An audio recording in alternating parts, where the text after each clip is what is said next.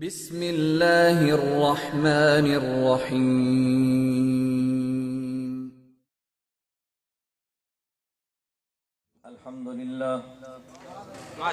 الحمد للہ نحمده ونستعینه ونستغفره ونؤمن به ونتوکل علیہ ونعوذ باللہ من شرور انفسنا ومن سیئات اعمالنا من يهده الله فلا مضل له ومن يضلل فلا هادي له ونشهد أن لا إله إلا الله وحده لا شريك له ونشهد أن سيدنا ومولانا محمدا عبده ورسوله أما بعد فأعوذ بالله من الشيطان الرجيم بسم الله الرحمن الرحيم منها خلقناكم وفيها نعيدكم ومنها نخرجكم تارة أخرى اللهم صل على محمد وعلى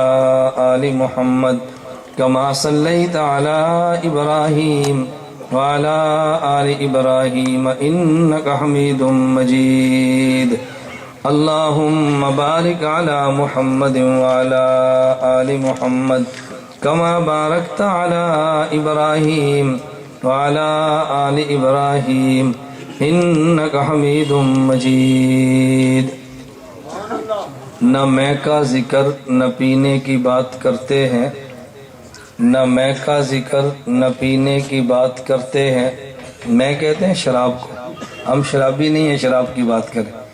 نہ میں کا ذکر نہ پینے کی بات کرتے ہیں، ہم اہل دل ہیں اور مدینے کی بات کرتے ہیں۔ نہ میں کا ذکر نہ پینے کی بات کرتے ہیں، ہم اہل دل ہیں اور مدینے کی بات کرتے ہیں۔ وہ مردہ دل ہے جو قائل نہیں حیات النبی کا، وہ مردہ دل ہے جو قائل نہیں حیات النبی کا، ہم زندہ دل ہیں اور جینے کی بات کرتے ہیں۔ معزز علماء کرام، میرے نہایت واجب الاحترام بزرگوں، مسلک اہل سنت والجماعت سے تعلق رکھنے والے خشوع نوجوان دوستوں اور بھائیوں، آپ حضرات نے اشتہارات کے ذریعے پڑھ لیا ہے۔ ہمارے آج کے جلسے کا عنوان ہے عقیدہ حیات النبی صلی اللہ علیہ وسلم کانفرنس۔ میں آپ حضرات کی خدمت میں یہاں ڈیرہ غازی خان کی سرزمین پہ حیات النبی کے عنوان پر خطابت نہیں کروں گا۔ اللہ نے چاہا تو میں انشاءاللہ اس مسئلے کی وکالت کروں گا اور حیات النبی صلی اللہ علیہ وسلم کا عقیدہ اور مسئلہ اس انداز میں آپ کی خدمت میں پیش کروں گا۔ میں دعویٰ تو نہیں کرتا، لیکن مجھ سے قبل شاید اس انداز میں آپ نے اس عقیدے کو نہ سنا ہو نہ سمجھا ہو۔ میں اس طرز پہ گفتگو کروں گا، آپ عقیدہ سنیں، سمجھیں، ہمارے دلائل پہ غور فرمائیں، اور اس میں کوئی غلطی محسوس کریں تو چٹ لکھ کے ہماری غلطی پر مطلع فرمائیں۔ میں اپنی غلطی کا اعتراف آپ کے سامنے کروں گا، لیکن اگر بات ٹھیک ہو اور دلیل بھی ٹھیک ہو، عقیدہ بھی بہتر ہو، تو پھر ہم سب کو اس پر غور کرنا چاہیے کہ صحیح عقیدے اور صحیح دلیل کا رد کرنا یہ کم از کم عقل مند انسان کا کام نہیں ہے۔ میں نے آپ کی خدمت میں اس کے لیے جو آیت پڑھی ہے، عموماً جب میں خطبہ سے قبل کوئی آیت تلاوت کرتا ہوں تو بعض اہل علم کو میٹھا سا شکوہ ہوتا ہے اور ہلکا سا تعجب ہوتا ہے، عنوان کیا ہے، آیت کون سی پڑھی ہے، اس آیت کے عنوان سے تعلق کیا ہے۔ میں کہتا ہوں آپ تعجب نہ کریں، گفتگو چلنے دیں، اس کے بعد پھر آپ دیکھیں کہ ایسا کیوں ہوتا ہے۔ بسا اوقات وکیل عدالت میں ایسی بات کرتا ہے، موکل کو پتہ نہیں ہوتا وکیل نے بات کیوں کی ہے، وکیل کو پتہ ہوتا ہے کہ یہ بات میں نے کیوں کی ہے اور اس بات کا نتیجہ کیا نکلنا ہے۔ میں نے عقیدہ حیات النبی صلی اللہ علیہ وسلم کو سمجھانے کے لیے آپ کی خدمت میں آیت پڑھی ہے، منہا خلقناکم وفیہا نعیدکم ومنہا نخرجکم تارۃ اخری۔ اس آیت کا ترجمہ کیا ہے، یہ آیت کا مطلب کیا ہے؟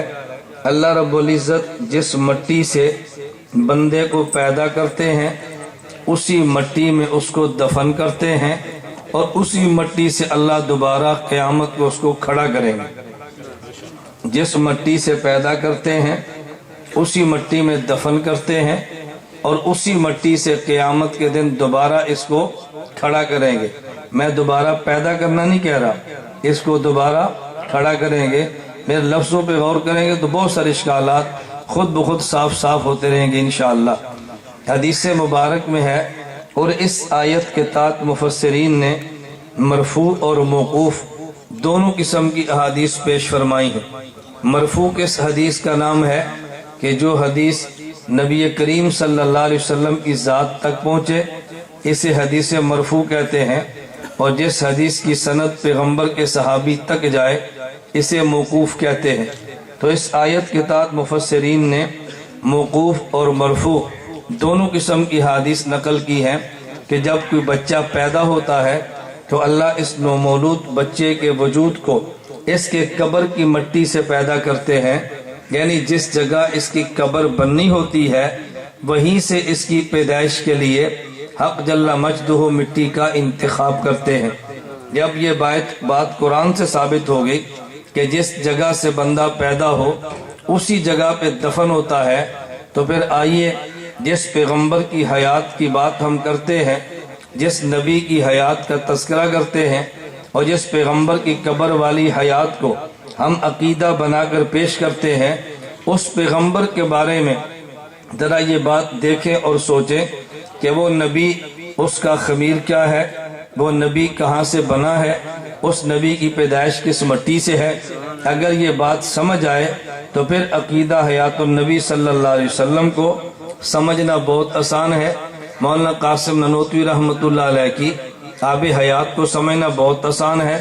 اگر یہ بنیادی بات سمجھ آ جائے کہ پیغمبر کو خدا کس مٹی سے پیدا کرتے ہیں، رسول اکرم صلی اللہ علیہ وسلم کی حدیث مبارک کا تذکرہ میں بعد میں کروں گا، پہلے میں ایک واقعہ عرض کرتا ہوں کہ جو قرآن کریم میں موجود ہے اور آپ حضرات بقرہ عید کے موقع پر سنیں گے، یا آپ کی مساجد میں بیانات شروع ہو گئے ہیں یا شروع ہونے والے ہیں۔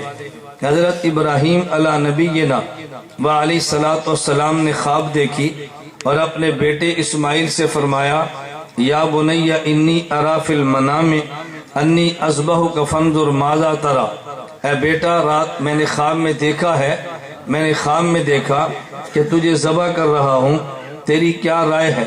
حضرت اسماعیل علیہ السلام نے عرض کیا، یا ابت فعل ما تؤمر ستجدنی انشاء اللہ من الصابرین، جو خواب میں خدا نے آپ کو حکم دیا آپ اس پہ عمل کریں، میں انشاءاللہ صبر کر کے دکھاؤں گا۔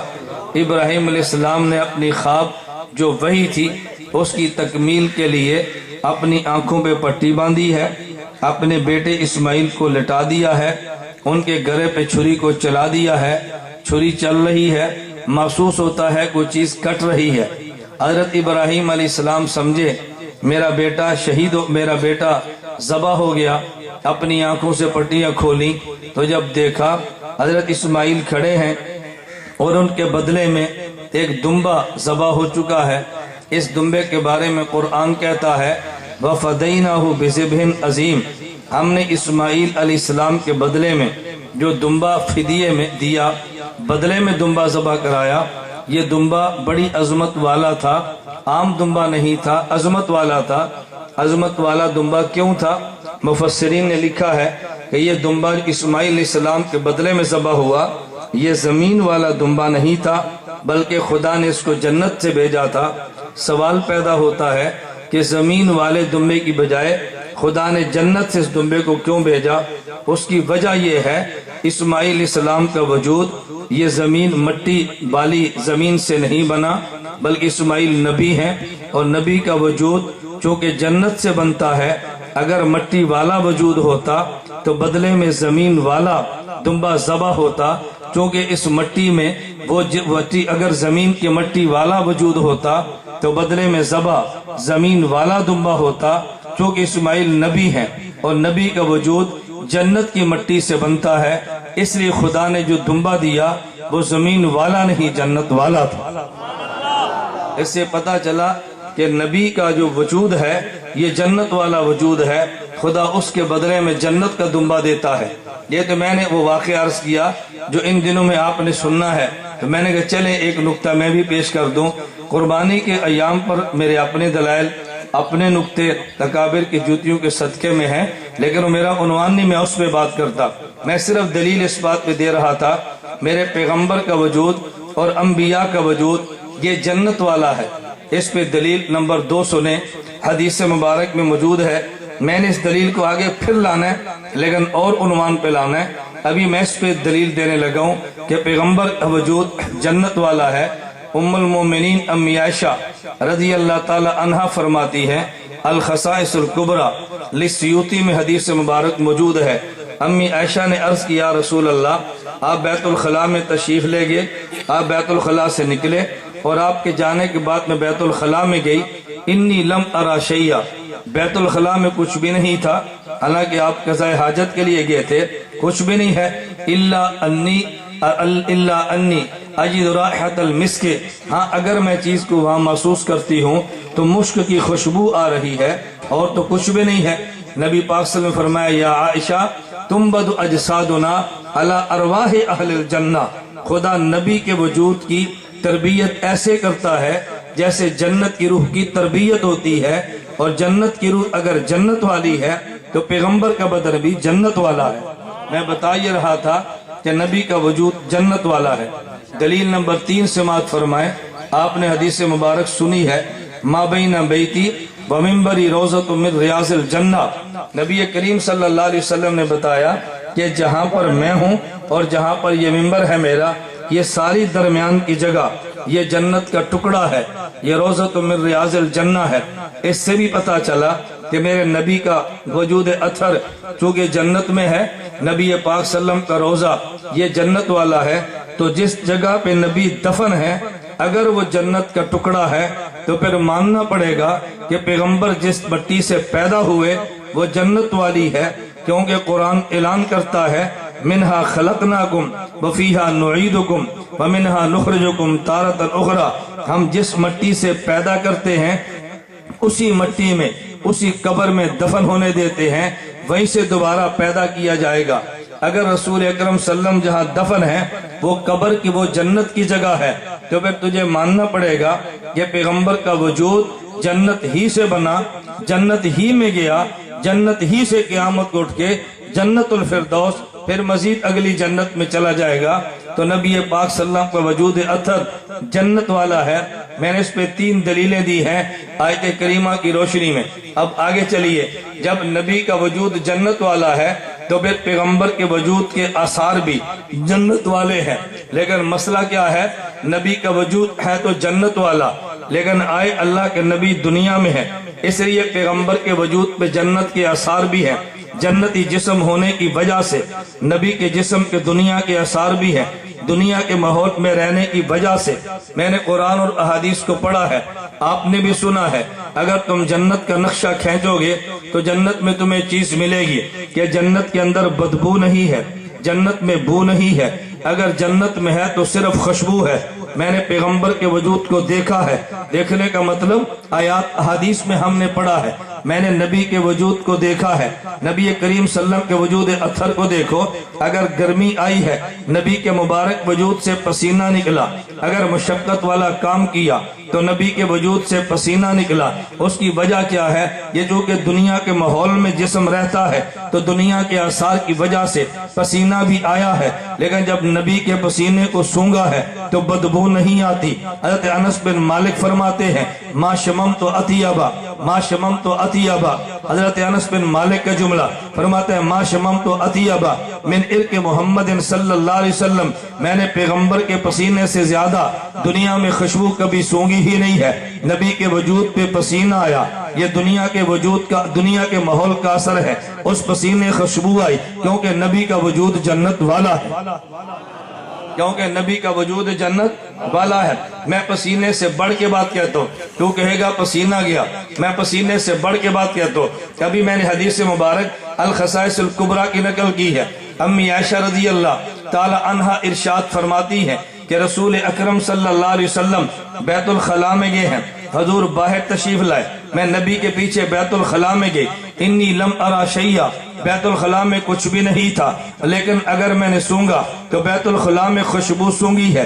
میں نے اللہ کے نبی سے پوچھا، حضور وہاں کچھ بھی نہیں تھا سوائے خوشبو کے، تو نبی پاک صلی اللہ علیہ وسلم نے فرمایا تنبت اجسادنا علی ارواح اہل الجنہ، نبی کے وجود کی تربیت خدا جنت کی روح کی طرح کرتا ہے، جو نبی کے وجود سے چیز یعنی براز نکلتا ہے زمین اس کو نگل لیتی ہے۔ اس سے پتہ کیا چلا، اگر نبی کے وجود سے پسینہ آیا یہ دنیا کے ماحول کی وجہ سے ہے، پسینے میں خوشبو ہے جنت کے وجود کی وجہ سے ہے، نبی پاک صلی اللہ علیہ وسلم نے کھایا ہے تو براز مبارک بھی آیا ہے، یہ دنیا کے اثر کی وجہ سے ہے، اس براز سے بھی خوشبو ہے جنت کے وجود کی وجہ سے۔ پیغمبر کا وجود تو کہ جنت والا ہے اس لیے سراپا خوشبو ہے، حضور کا پسینہ تب بھی خوشبو ہے، پیغمبر کا براز تب بھی خوشبو ہے۔ اگلی بات میں کہنے لگا، اگر تم جنت میں جاؤ خدا سب کو لے کر جائے، اللہ آپ کی برکت سے مجھے بھی لے کر جائے، اللہ آپ کو لے کر جائے، آپ کی برکت سے خدا مجھے بھی لے جائے۔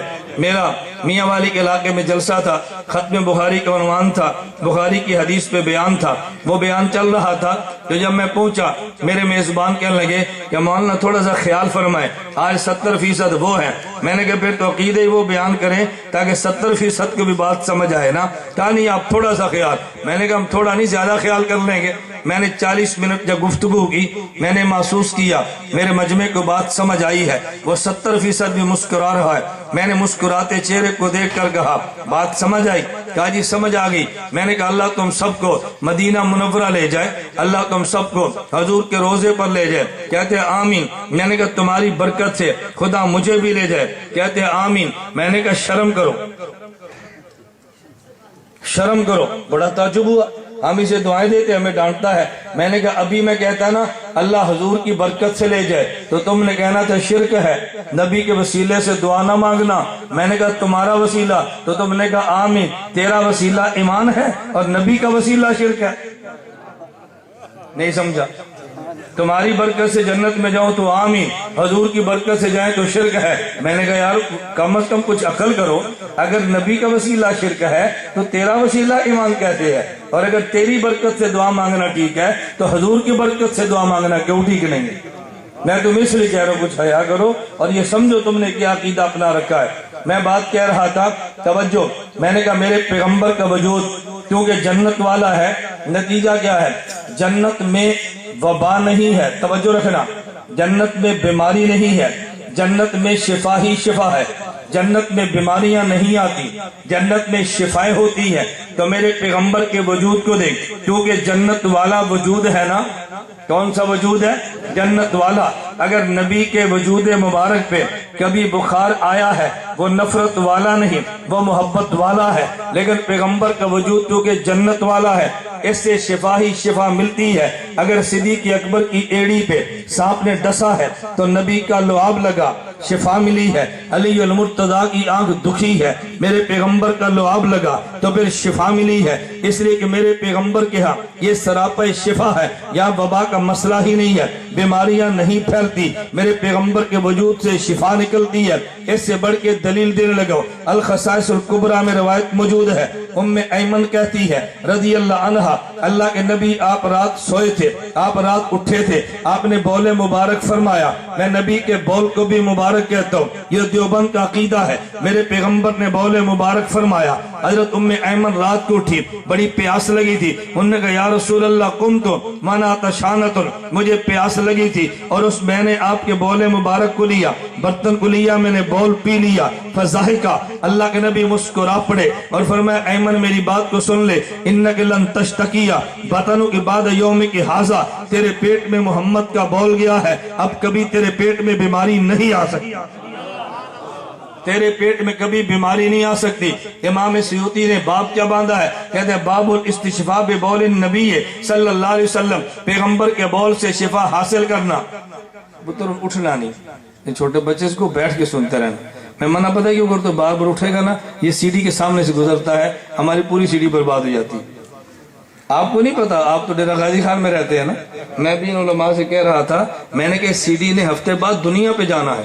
پھر لوگ مجھے فون کرتے ہیں، مولانا صاحب تھوڑی سی سی ڈی دیا ٹھیک کر لیا کرو، کدی بندہ اگو لبدا ہے کدی پیچھو لگتا ہے، ساری تھوڑی کیسٹ ہی خراب ہو جاتی ہے. میں نے کہا دعا کر اللہ مجھے اسباب عطا فرمائے اور پھر میں اپنے اسباب سے سی ڈیاں تیار کر کے تمہیں بھیجوں. ابھی تمہارے پاس اسباب نہیں، ہم جلسوں کی سیڑھیاں بھجوا رہے ہیں. اللہ وہ دن لائے گا کہ جب ہم اپنے ریکارڈنگ کرا کے خود باہر بھجوائیں گے. ذرا توجہ رکھیں، میں بات کیا سمجھا رہا تھا. امام سیوطی نے باب باندھا، باب الاستشفاء ببول النبی صلی اللہ علیہ وسلم، پیغمبر کے بول سے شفا حاصل کرنا. میرے دوست، نبی کا بول ہو تو تب بھی شفا ہے، نبی کا لعاب ہو تو تب بھی شفا ہے. توجہ رکھنا. اور کبھی بھی شفا نجس چیز سے نہیں ملا کرتی. شفا جب بھی آتی ہے تو پاک چیز سے آتی ہے. اس سے پتہ چلا میرے پیغمبر کا بول خوشبودار بھی ہے اور میرے پیغمبر کا بول پاک بھی ہے. حضور کا بول خوشبودار بھی ہے، پیغمبر کا بول پاک بھی ہے. درمیان میں بات آئی، میں ایک چھوٹا سا نقطہ عرض کروں. حضرت صدیق اکبر رضی اللہ عنہ کی ایڑی پہ نبی نے لعاب لگایا، شفا ملی ہے. علی کی آنکھ پہ لعاب لگایا تو شفا ملی ہے. مجھے ایک بندہ کہنے لگا میں اس بات کو نہیں مانتا. میں نے کہا کیوں نہیں مانتے؟ توجہ رکھنا. میں نے کہا کیوں نہیں مانتے؟ کہتے یہ جو تم اہل سنت کہتے ہو کہ نبی پاک صلی اللہ علیہ وسلم کی لعاب مبارک حضرت صدیق کی ایڑی پہ لگی ہے، میں نہیں مانتا. میں نے کہا کیوں؟ کہتا یہ پیغمبر کے ادب کے خلاف ہے کہ نبی کا لعاب اور صدیق کی ایڑی. اب مجھے دیکھو، میں نے اپنے ٹائم پر بیان ختم کر دینا ہے، تم سمجھو یا نہ سمجھو، آپ ذرا مجھے دیکھتے رہو. میں نے کہا میرے بیان نے بڑے علمی طرز پہ چلنا ہے، میں فضول بات نہیں کروں گا. توجہ رکھنا. اشکال کیا کیا؟ ہم اس کو نہیں مانتے. میں نے کہا کیوں نہیں؟ اس نے کہا وجہ یہ ہے کہ دیکھو تم یہ بات کہتے ہو حضرت رسول اللہ کا لعاب صدیق کی ایڑی پہ، تو نبی کا لعاب صدیق کی ایڑی پہ، تو یہ تو ادب کے خلاف ہے. میں نے کہا کیوں؟ کہتے حضور بڑے ہیں، صدیق چھوٹا ہے، وہ نبی ہے، یہ امتی ہے، اور نبی کا لعاب امتی کے پاؤں کے نیچے، یہ تو ادب کے خلاف ہے. میں نے کہا تو نے ایک بات کو دیکھا ہے، دوسری کو نہیں دیکھا. ایک حیثیت کو دیکھا ہے، دوسری کو نہیں دیکھا. کہتا ہے کیا مطلب؟ میں نے کہا جب یہ دیکھے حضور نبی ہے، صدیق امتی ہے، تو پھر نتیجہ اور نکلتا ہے. اور جب یہ دیکھے نبی داماد ہے، صدیق سسر ہے، پھر نتیجہ اور نکلتا ہے.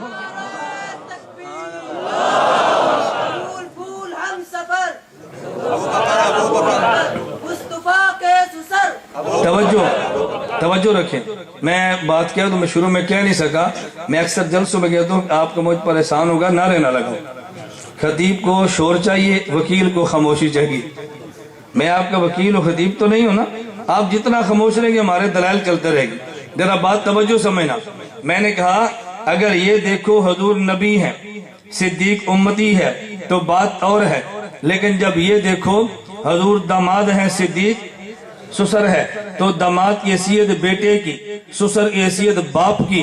تو اگر بیٹے کا لعاب نکلے اور سسر کے پاؤں پہ چلا جائے، باپ کے پاؤں پہ، تو یہ تو ادب کے خلاف نہیں ہے نا. تم نے ایک جہت کو دیکھا اور دوسری کو چھوڑ دیا. بات ہے میں ایک نقطہ عرض کرتا چلا جاؤں. نبی صلی اللہ علیہ وسلم معراج کی رات گئے ہیں. حضور پاک صلی اللہ علیہ وسلم لمبا واقعہ ہے، آپ نے سنا ہے. حضور معراج کی رات گئے ہیں. نبی پاک صلی اللہ علیہ وسلم کو چاہے زمزم کے کنویں پہ لٹا دیا گیا. جبریل جنت سے سونے کا تشت لائے، حضور کا شق صدر کیا، قلب مبارک کو باہر رکھا، اس تشت میں رکھ کے زمزم کے پانی سے دھو دیا گیا. پھر وہاں رکھا، سینے کو بند کر دیا. معراج کا سفر شروع ہوا. میں اس پہ نقطے نہیں پیش کرتا ایسا کیوں کیا ہے، یہ کبھی معراج کے جلسے پہ جائی. میں ایک درمیان میں بات کرنے لگو. ایک بندہ کہتے اس بات کو دل نہیں مانتا.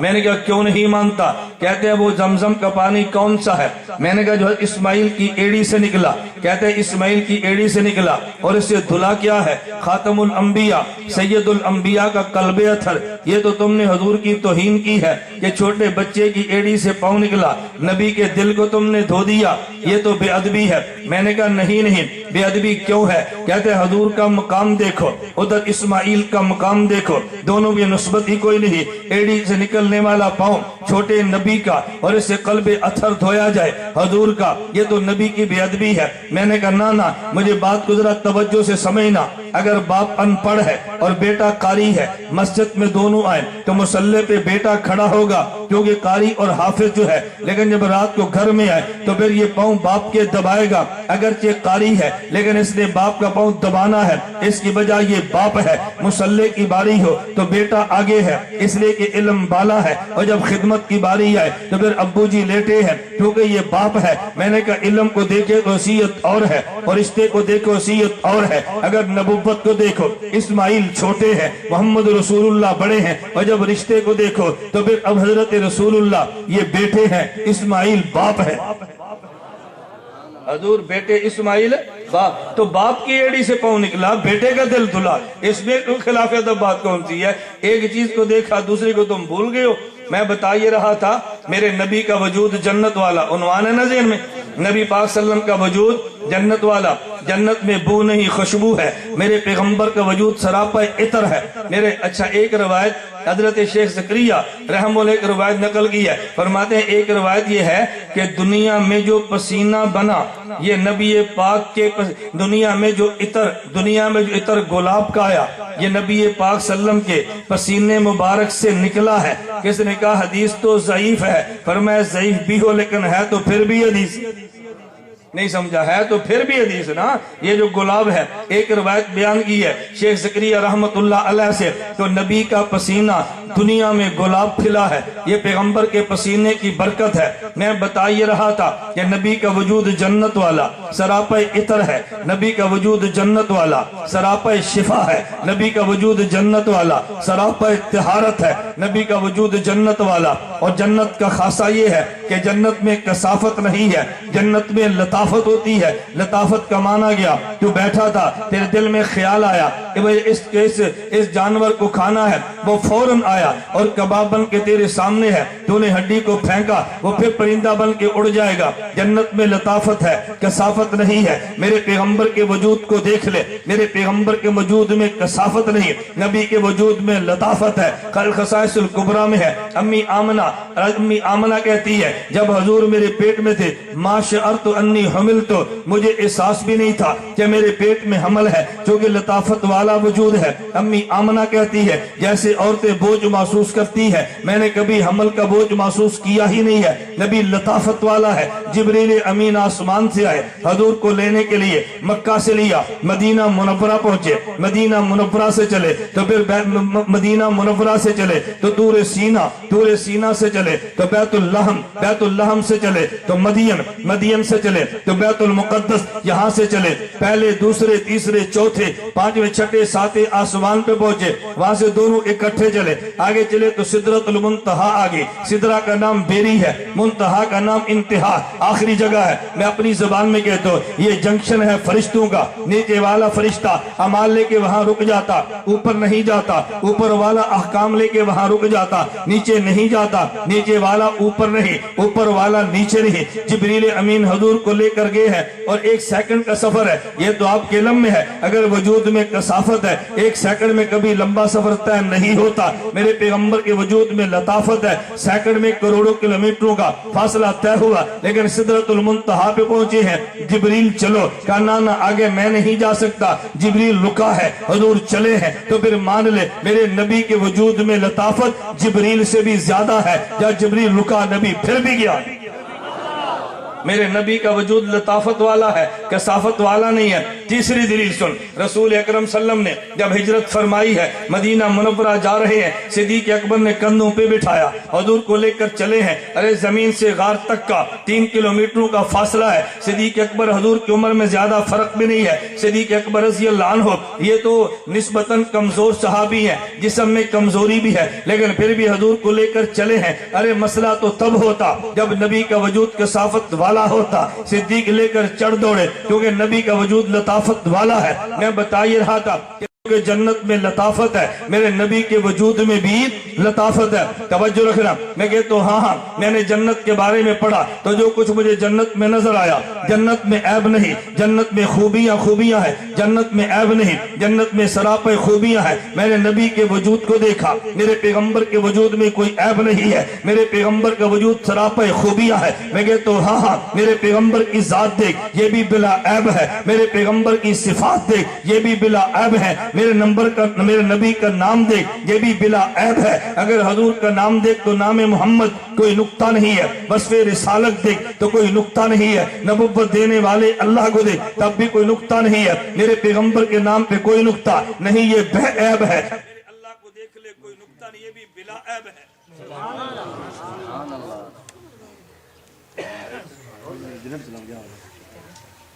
جانی جنریٹر چلا لیں گے 100 پیٹرول خرچ کرتے جلسہ کام۔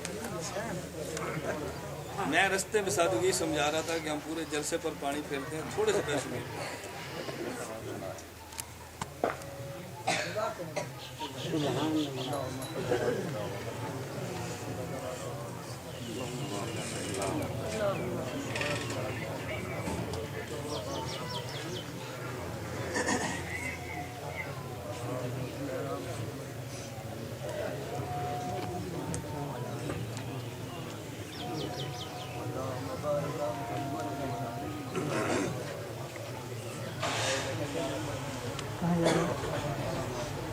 پرچی لینی آئی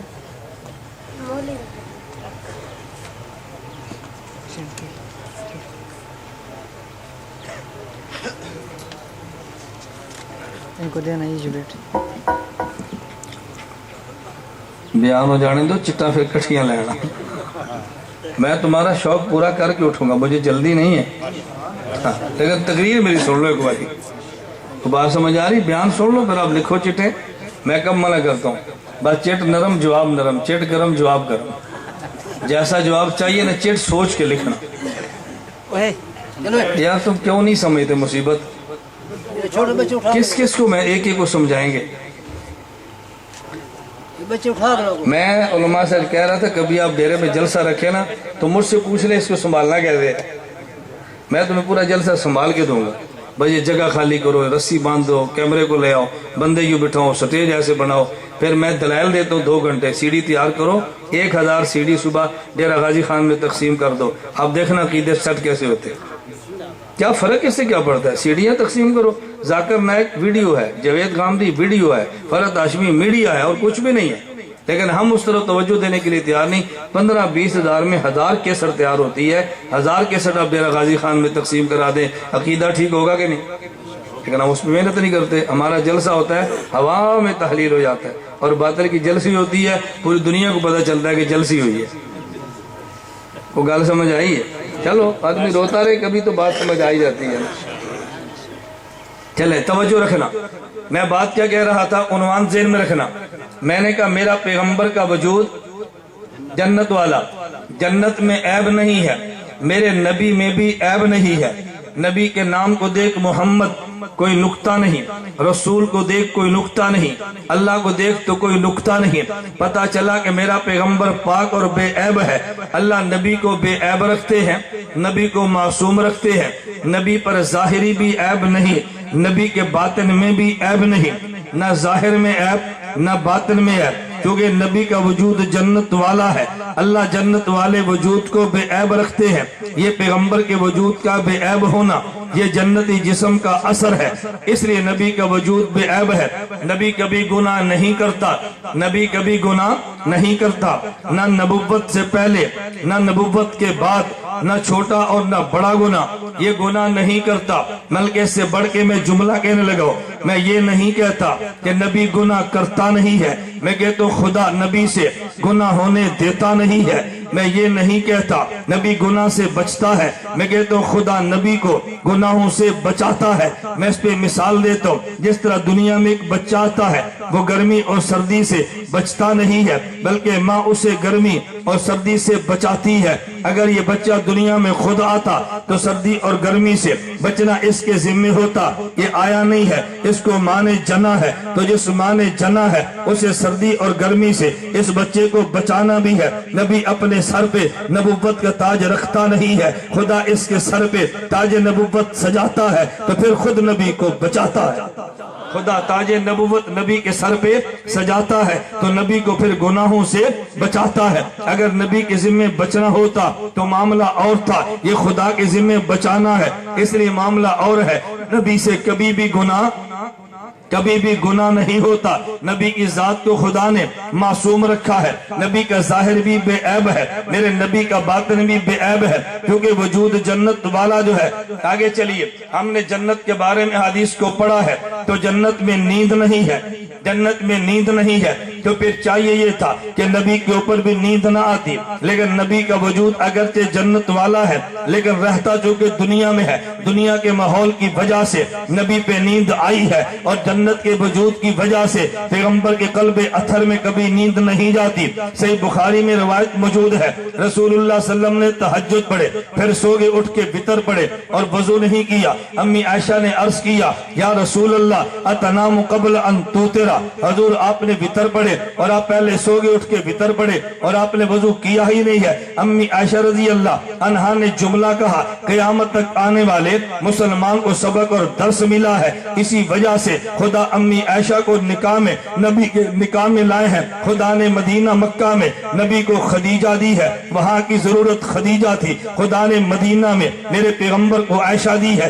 ادھر ضرورت عائشہ کی دی۔ اللہ کے نبی کو مکہ مکرمہ میں ایسی عورت چاہیے جو دولت والی بھی ہو، پیغمبر کو ایسی عورت چاہیے جو وجاہت والی بھی ہو، ایسی عورت چاہیے جو بڑے خاندان والی بھی ہو، ایسی عورت چاہیے کہ جو سنجیدہ بھی ہو، ایسی عورت چاہیے جو تجربہ کار بھی ہو۔ خدا نے انتخاب امی خدیجہ کا کیا ہے، جب پوری امت مخالف تھی، خدیجہ نبی کو سہارے دے رہی تھی۔ حضور نے اعلان نبوت کے بعد پھر تجارت نہیں کی، مال خدیجہ کا ہے، خرچ نبی کی ذات پہ ہوتا ہے۔ ارے گوت خدیجہ کی ہے، تسلی میرے محمد کو ملتی ہے۔ تو مکہ میں جو چاہیے تھی خدا نے خدیجہ دی ہے، اور مدینہ میں جو چاہیے تھی خدا نے عائشہ دی ہے۔ اب احکام کے نزول کا زمانہ ہے، اب ایسی عورت چاہیے کہ جس کی عمر تو تھوڑی ہو، حافظہ اس کا زیادہ ہو۔ ابھی عورت چاہیے کہ جس کی عمر میں تو چھوٹی ہو لیکن دماغ اس کا بڑا ہو۔ خدا نے انتخاب امی عائشہ کا کیا ہے، ایک نبی کی زندگی اندر کی ہے، ایک باہر کی ہے، ایک خلوت کی ہے، ایک جلوت کی ہے۔ کچھ مسائل عورتوں کے ہیں، کچھ مردوں کے ہیں۔ ایسی بچی چاہیے جو نبی سے گھر کے مسئلے سیکھے، امت کو سکھا دے۔ خدا نے عائشہ کا انتخاب کیا ہے۔ ایک بندہ کہتا ہے تو جی چھوٹی سی عمر ہے، میں نے کہا تو نے بے وقوف توجہ نہیں کی، یہ چھوٹی سی عمر کی نبی کے نکاح میں کیوں آئی ہے؟ یہ تو اس لیے آئی ہے کہ نبی سے پڑھے، امت کو پڑھا دے۔ جب تو اپنی بیٹی پڑھنے کے لیے سکول میں بھیجتا ہے، بتا تیری بیٹی کی عمر کیا ہے؟ کہا جی 5 یا 6 سال ہے۔ میں نے کہا مدرسے بھیجتا ہے، عمر کیا ہے؟ کہا جی 5 یا 6 سال ہے۔ میں نے کہا اپنی تعلیم کے لیے بیٹی کا انتخاب تو کرتا ہے جب عمر 6 یا 7 سال ہوتی ہے۔ جب خدا نے عائشہ کو نبی کے گھر میں پڑھنے کے لیے بھیجا ہے تو عمر بھی 6-7 سال ہے۔ جب امی عائشہ کا نکاح ہوا عمر 7 سال بنتی ہے، امی عائشہ کی رخصتی ہوئی عمر 9 سال بنتی ہے۔ حضور دنیا سے گئے ہیں، امی عائشہ 18 سال کی بنتی ہے۔ میں اپنے لفظوں میں یوں کہتا ہوں، جب ریگولر داخلہ جب امی عائشہ نے داخلہ لیا ہے عمر 7 سال بنتی ہے۔ ریگولر تعلیم شروع کی ہے عمر 9 سال بنتی ہے، اور جب دوپٹہ پوشی ہوئی عمر 18 سال بنتی ہے۔ دوپٹہ پوشی کا مطلب کیا ہے؟ دوپٹہ پوشی کا معنی استادوں نے کہہ دیا بھی ہم نے پڑھا دیا جتنا پڑھانا تھا۔ جب نبی دنیا سے چلے گئے امی عائشہ کا استاد کون ہوگا؟ اب تو استاد جی دنیا سے چلے گئے، وحی کا دروازہ بند ہو گیا۔ امی عائشہ کو سند فراغت ملی ہے، عمر 18 سال بنتی ہے۔ میں نے کہا اعتراض کی کیا بات ہے؟ اور ایک بات توجہ سے سننا، میں ایک جلسے میں تھا، مجھے ایک چٹ آئی، اور جی دیوبند والے بچیوں کا جو مدرسہ بناتے ہیں اس کی دلیل کیا ہے؟ میں نے کہا امی عائشہ کا وجود ہے۔ کہا جی ان کی تعلیم کی دلیل، ان کا نصاب کہاں سے ہے؟ میں نے کہا امی عائشہ سے ہے۔ مجھے کہتے ہیں وہ کیسے؟ میں نے کہا دیوبند کی ترتیب یہ ہے، جو بچی ایک دن میں سکول نہ گئی ہو اس کو مدرسے میں داخل کرو، 3 سال میں قرآن حفظ کرے، 1 سال میں گردان کرے، 1 سال میں اردو پڑھنا اور لکھنا سیکھے، 4 سال میں درس نظامی کرے۔ میں نے کہا کتنے بنے ہیں؟ کہتے ہیں جی 9 سال۔ کہتے ہیں کہاں سے لیے؟ میں نے کہا امی عائشہ کے در سے لیے۔ कहाँ से ली? अम्मी आयशा के दर से ली है। हमने वहां से 9 साल का निसाब लिया है। मैंने कहा तवज्जो रखना, अम्मी आयशा ने सवाल किया है, ये तो दरमियान में बात आ गई। अम्मी आयशा रजी अल्लाह ताला अन्हा ने सवाल किया है, अम्मी आयशा की उम्र कितनी थी जब निकाह हुआ? 7 साल। और रुखसती हुई उम्र कितनी है? 9 साल। एक मौलवी उठा और उसने किताब लिखी है कुरान मुकद्दस और बुखारी मुहद्दिस। मैंने जिंदगी में बात की थी, उसके शहर में जाकर की थी। मैं मौत की बात नहीं करता, मैं जिंदगी में शहर जाके गर्ज के मैंने कहा था इस किताब पे मैं तुझसे गुफ्तगू करने के लिए तैयार हूँ। मौत के बाद तो पता नहीं कौन कौन बात करेगा। उन्वान क्या था? 53 एतराज बुखारी पे किए हैं कि ये जी कुरान के खिलाफ है। मैं सिर्फ एक बात बताने लगा जो दरमियान में आ गई। कहा जी बुखारी शरीफ कुरान के खिलाफ है। क्यों? बुखारी में लिखा है जब अम्मी आयशा का निकाह हुआ उम्र 7 साल बनती है, अम्मी आयशा की रुखसती हुई उम्र 9 साल बनती है। कहता है ये हदीस कुरान के खिलाफ है। क्यों कुरान के खिलाफ है? कुरान कहता है फनकिहू मा ताबा लकुम मिनन निसा, तुम उससे निकाह करो जो औरत हो। तो निसा उसे कहते हैं जो बड़ी और बालिग होती है। अम्मी आयशा तो 9 साल की है, 9 साल की बच्ची बालिग ही नहीं है, ये तो निसा बनती ही नहीं है। तो नबी निकाह में कैसे आ गई? अरे निकाह के लिए जरूरत है औरत निसा हो, और निसा बालिग को कहते हैं। अम्मी आयशा तो बच्ची है, अभी निसा बनी ही नहीं है, तो पैगंबर से निकाह कैसे होगा? ये कुरान के खिलाफ है। मैंने कहा ना, जनाब ने आधा कुरान पढ़ा है, अगर पूरा कुरान पढ़ा होता कभी कुरान के खिलाफ न कहता। फिरौन के बारे में मारूफ है, मैं लंबी बात नहीं कहता, फिरौन के बारे में है। ख्वाब देखी, नजूमियों ने कहा एक बच्चा पैदा होगा जो तेरी खुदाई को खत्म करेगा, तेरी हुकूमत को तोड़ देगा। उसने कहा फिर क्या करें? उन्होंने कहा बच्चे कत्ल करना शुरू कर दे। बच्चे कत्ल किए, बच्चियां जिंदा रखी। कुरान से पूछ कुरान क्या कहता है? ये फिरौन कहता है नुकत्तिलु अबनाअहुम व नस्तहयी निसाअहुम, नाबालिग बच्चे को अबना कहा, नाबालिग बच्ची को निसा कहा, नाबालिग बच्ची को निसा कहा। कुरान बालिग को भी निसा कहता है, नाबालिग को भी निसा कहता है। तूने एक आयत पढ़ी है, देवबंद वालों ने दोनों पढ़ी।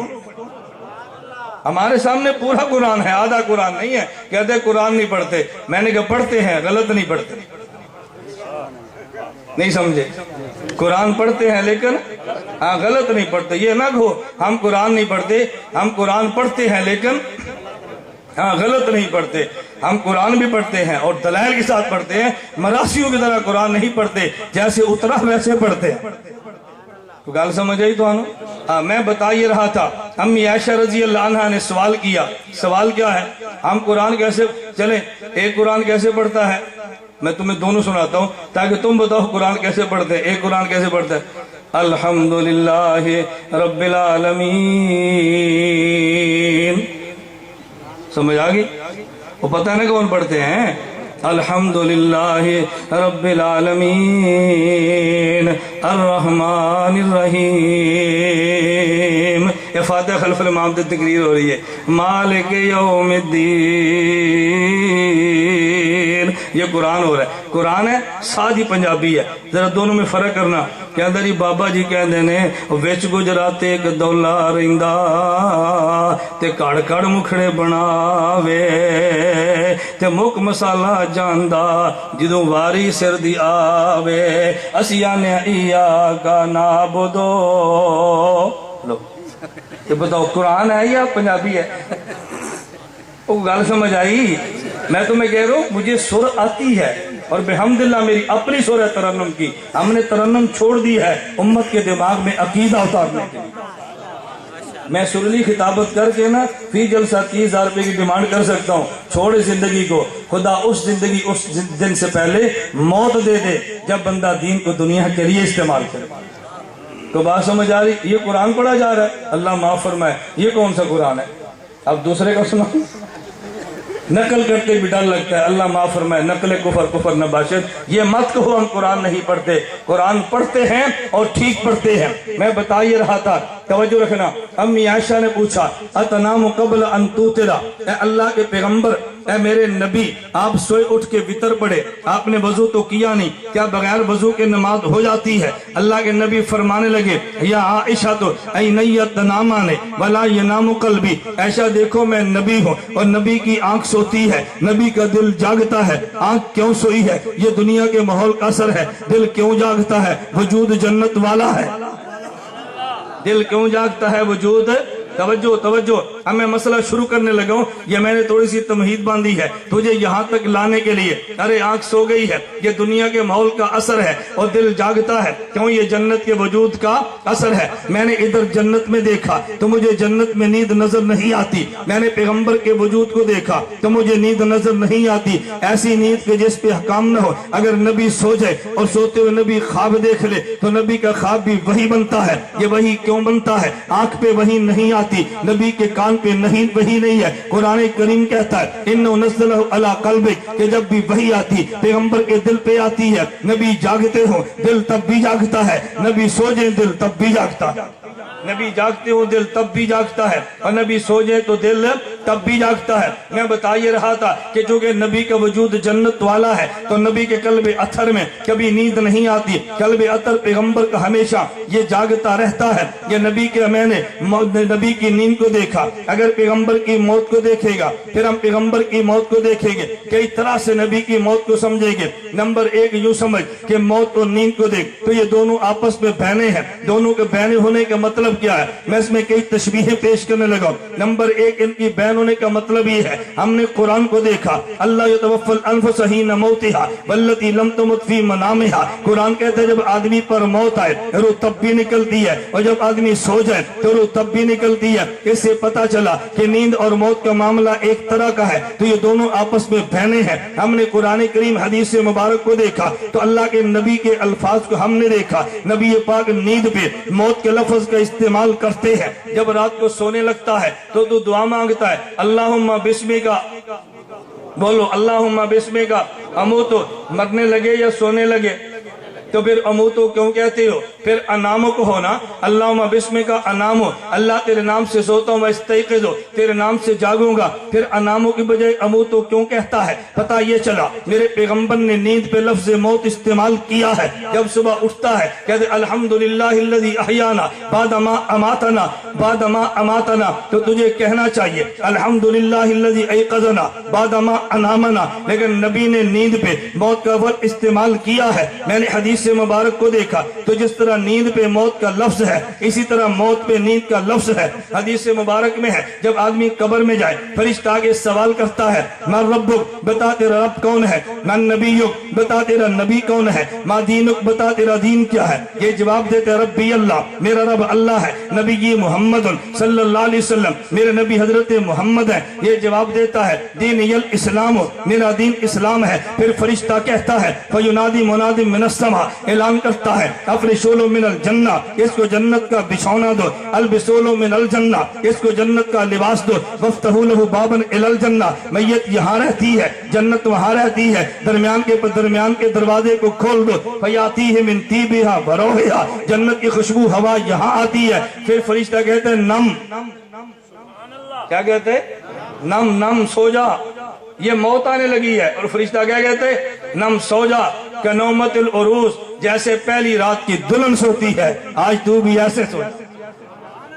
کیسے سو جا بولو نا. میں لطیفہ کو مولوی نہیں ہوں, ہنسانے والا ہمارے یہاں چکر نہیں ہے, میں دلائل دینے لگا ہوں. فرشتہ کہتا ہے نم کنومت العروس. میں نکتہ پیش کرتا ہوں اہل علم کے لیے. فرشتہ یہ بھی تو کہہ سکتا ہے نم سو جا, یہ کیوں کہتا ہے دلہن کی طرح سو جا؟ دلہن کا لفظ لانے کی ضرورت کیا پڑی ہے؟ کہہ جاتا نم سو جا, یہ کیوں کہتا ہے کنومت العروس, دلہن کی طرح سو جا. میں نکتہ تو آگے چلاؤں گا. ایک شخص نے مجھے چڑ دی اور کہنے لگا کیا پہلی رات دلہن بھی سوتی ہے؟ میں نے کہا سوتی ہے, اپنا کام پورا کر کے نا. میں مسئلہ سمجھا رہا ہوں, ہنسانے کے لیے نہیں. کیا پوچھا من ربک, پوچھا نا من نبیک, ما دینک, جواب دے دیے, کام ہو گیا. نم اب سو جا, اب سو جا, جو تیرے ذمہ کام تھا پورا ہو گیا, اب تو بھی سو جا. بات سمجھ آ رہی ہے؟ توجہ. میں یہ نہیں, میں نکتہ اور دینے لگا ہوں. فرشتہ کہہ سکتا تھا نم سو جا, یہ کیوں کہتے ہیں کہ نومت العروس ہے, دلہن کی طرح سو جا. توجہ رکھنا, میں بات اس لیے کہتا ہوں اگر عورت مالدار بھی ہو, بڑے باپ کی بیٹی بھی ہو, اس کے پاس سارے منصب موجود ہو, لیکن عورت کی فطرت میں خدا نے سکون بڑے باپ کی بیٹی ہونے میں نہیں, دولت میں نہیں, قبیلے میں نہیں، منصب میں نہیں رکھا، اس کا سکون خدا نے فطری طور پہ خامد کے پہلو میں رکھا ہے۔ بندہ دنیا میں تہجد بھی پڑھتا ہے، روزے بھی رکھتا ہے، جہاد بھی کرتا ہے، مشکلات کو سہتا ہے، لیکن اس کے باوجود بھی اس کو جو اصلی سکون ملتا ہے وہ دنیا میں نہیں ہے۔ تو جس طرح عورت کو بڑے قبیلے والی ہونے کے باوجود، دولت والی ہونے کے باوجود، بڑے خاندان والی ہونے کے باوجود اگر سکون ملے تو خامد کے پہلو میں ہے، بڑا نیک ہونے کے باوجود اگر سکون ملے تو قبر کے پہلو میں ہے۔ توجہ رکھنا، میں دوسرا نقطہ اسی پہ پیش کر لگا۔ کیوں کہا نم کا نومت العروس ہے؟ ایک عورت ہے، لڑکی ہے، تیرا دل کرتا ہے میں دیکھوں، تو نہیں دیکھتا، خدا سے بھی ڈرتا ہے، معاشرے سے بھی ڈرتا ہے، تیرا دل کرتا ہے میں فون کروں، نہیں کر سکتا، خدا سے بھی ڈرتا، معاشرے سے بھی ڈرتا، تیرا دل کرتا ہے میں میسج کروں، نہیں کر سکتا، خدا سے بھی ڈرتا ہے، معاشرے سے بھی ڈرتا ہے، تیرا دل کرتا ہے میں اس کو ہاتھ لگاؤں، نہیں لگا سکتا، خدا سے بھی ڈرتا ہے۔ توجہ رکھنا، معاشرے سے بھی ڈرتا ہے۔ یہ تو دیکھنے سے ڈرتا تھا، ہاتھ لگانے سے پوری دنیا سے ڈر رہا تھا، اگر وہی عورت کلمہ نکاح کے ساتھ آ جائے تو جس باپ سے ڈرتا تھا وہ باہر کھڑا ہے، جس خاندان سے ڈرتا تھا وہ باہر کھڑا ہے۔ کیوں؟ جب تک کلمہ نکاح نہیں تھا تو دیکھنے کا بھی ڈر ہے، چھونے کا بھی ڈر ہے، میسج کا بھی ڈر ہے، ٹیلی فون کا بھی ڈر ہے۔ جب صحیح کلمہ نکاح سے آ جائے تو کوئی ڈر نہیں ہے۔ فرشتہ کہتے نم کا نومت العروس، قبر کی ظلمت سے ڈرتا ہے، قبر کی خلوت سے ڈرتا ہے، قبر کے کیڑے سے ڈرتا ہے، قبر کی گہرائی سے ڈرتا ہے۔ لیکن جس طرح عورت کلمہ نکاح سے آئے کوئی ڈر نہیں، تو کلمہ ایمان سے آ کوئی ڈر نہیں۔ نم کا نومت العروس، ایسے سو جیسے دلہن سوئی ہے۔ کوئی ڈر ہے؟ کوئی ڈر نہیں۔ نکاح جو پڑھا ہے اب کیا ڈر ہے؟ کلمہ ایمان سے آیا اب کیا ڈر ہے؟ یثبت اللہ الذین آمنوا بالقول الثابت فی الحیات الدنیا وفی الآخرہ۔ اب بات سمجھ آئیے، اس لیے کہ نم کا نومت العروس، جیسے وہاں ڈر نہیں یہاں بھی ڈر نہیں ہے۔ کتنا ڈر لگتا ہے بندے کو؟ ڈر لگتا ہے کہ نہیں؟ لیکن نکاح کے ساتھ آج کو ہے ڈر، ابو بھی ہے، امی بھی ہے، بہنیں بھی ہیں، بھائی بھی، کوئی ڈر نہیں ہے۔ کیوں؟ کلمہ نکاح جو ہوا ہے تجھے قبر کی خلوت سے، قبر کی ظلمت سے، قبر کے کیڑے سے، قبر کی گہرائی سے سارے ڈرتے، لیکن کلمہ ایمان کے ساتھ آ جا، جیسے اسے ڈر نہیں آج تجھے بھی ڈر۔ اب کیا تجھے ڈر ہے؟ کوئی ڈر نہیں ہے۔ ایسے ہوتا ہے یا نہیں ہوتا؟ نم کا نومت العروس، میں خیر سمجھا رہا تھا کہ جس طرح نیند پہ لفظ موت بولا ہے تو لفظ موت پہ لفظ نیند بولا۔ نیند اور موت آپس میں دونوں بولنا، نیند اور موت آپس میں دونوں۔ پھر ایک بندہ کہتا ہے سویا مویا ہکو جیا۔ کیا کہتے ہیں؟ ہم نہیں کہتے، وہ کہہ رہے ہیں نا۔ کیا کہتے ہیں؟ سویا مویا ہکو جیا، نہ ستا سندا ہے، نہ مویا سندا ہے، نہ سویا نہ مویا۔ میں نے کہا جھوٹ مت بول، میں تیری بات کو مان لیتا ہوں، سویا مویا ہکو جیا، چل میں مان لیتا ہوں۔ پھر مجھے بتا، تو رات کو سویا ہے اور صبح 4 بجے کا الارم لگا کے سویا، یہ 4 بجے کا الارم کیوں لگایا؟ کہا یہ ہو سکتا ہے آنکھ نہ کھلے، الارم بجا تو اٹھا ہے۔ تو مجھے بتا، تو اٹھا اور پھر سنا ہے یا سنا تو پھر اٹھا ہے؟ جی بولو، اٹھا تو پھر سنا یا سنا تو پھر اٹھا؟ تو پھر ماننا سویا سنتا ہے تو کیا سویا مویا ہی کو جیا؟ پھر کہہ نا سویا مویا ہی کو جیا، یہ سویا تو سننا ہے۔ ہوں اگلی گل بھی من مویا سننا ہے نہ، اب نہیں کہنا تو ہکو جیا پھر کیوں ہویا؟ ہم ہکو جا کہیں تو بات سمجھ آتی ہے۔ میں بتا یہ رہا تھا کہ نبی کا وجود جنت والا ہے، اور جنت والے وجود میں نیند نہیں ہے۔ نبی کے ظاہر پہ نیند ہے، نبی کے باطن پہ توجہ رکھنا بیداری ہے۔ تو پھر مسئلہ سمجھ آیا، جیسے پیغمبر کی نیند ہے، مولانا قاسم نانوتوی فرماتے ہیں، ایسے پیغمبر کی موت ہے۔ کیا مطلب؟ رسول اکرم صلی اللہ علیہ وسلم دنیا سے چلے گئے ہیں، نبی چارپائی پہ تشریف فرما ہے، پیغمبر کے صحابہ آئے اور کہنے لگے حضور وفات پا گئے ہیں۔ حضرت عمر بن خطاب ہے رضی اللہ عنہ، فرمایا نانا میرا نبی زندہ ہے، اگر تم نے کہا وفات پا گئے ہیں ابھی اٹھیں گے، ہاتھوں تمہارے کچل کے قتل کاٹ کے رکھ دیں گے، مت کو نبی وفات پا گئے۔ صحابہ کہتے ہیں وفات پا گئے، حضرت عمر کہتے ہیں زندہ۔ یہ اختلاف کیوں کیوں ہے, نیند کو سمجھے گا, نبی کی موت کے اختلاف سمجھ آئے گا. حدیث مبارک میں ہے حضور سوئے پڑے ہیں, دو فرشتے آگے, ایک فرشتہ کہنے لگا حضور جاگ رہے ہیں, ایک فرشتہ کہنے لگا حضور سو رہے ہیں. نبی پاک صلی اللہ علیہ وسلم کی آنکھ کھلی, حضور نیند سے بیدار ہوئے, صحابہ سے فرمایا آج میں سویا تھا, دو فرشتے آئے اور ایک نے کہا حضور سو رہے ہیں, دوسرا کہتے ہیں حضور جاگ رہے ہیں. فرمایا دونوں ٹھیک کہتے ہیں. حضور دونوں ٹھیک کیسے؟ فرمایا جس کی نگاہ میری آنکھ پر ہے وہ کہتے ہیں سو گئے ہیں, جس کی نگاہ میرے دل پر ہے کہا وہ جاگتے ہیں. تو جن صحابہ کی نگاہ نبی کی آنکھ پر ہے کہا موت آ گئی ہے, عمر کی نگاہ دل پر ہے کہا حضور زندہ ہے.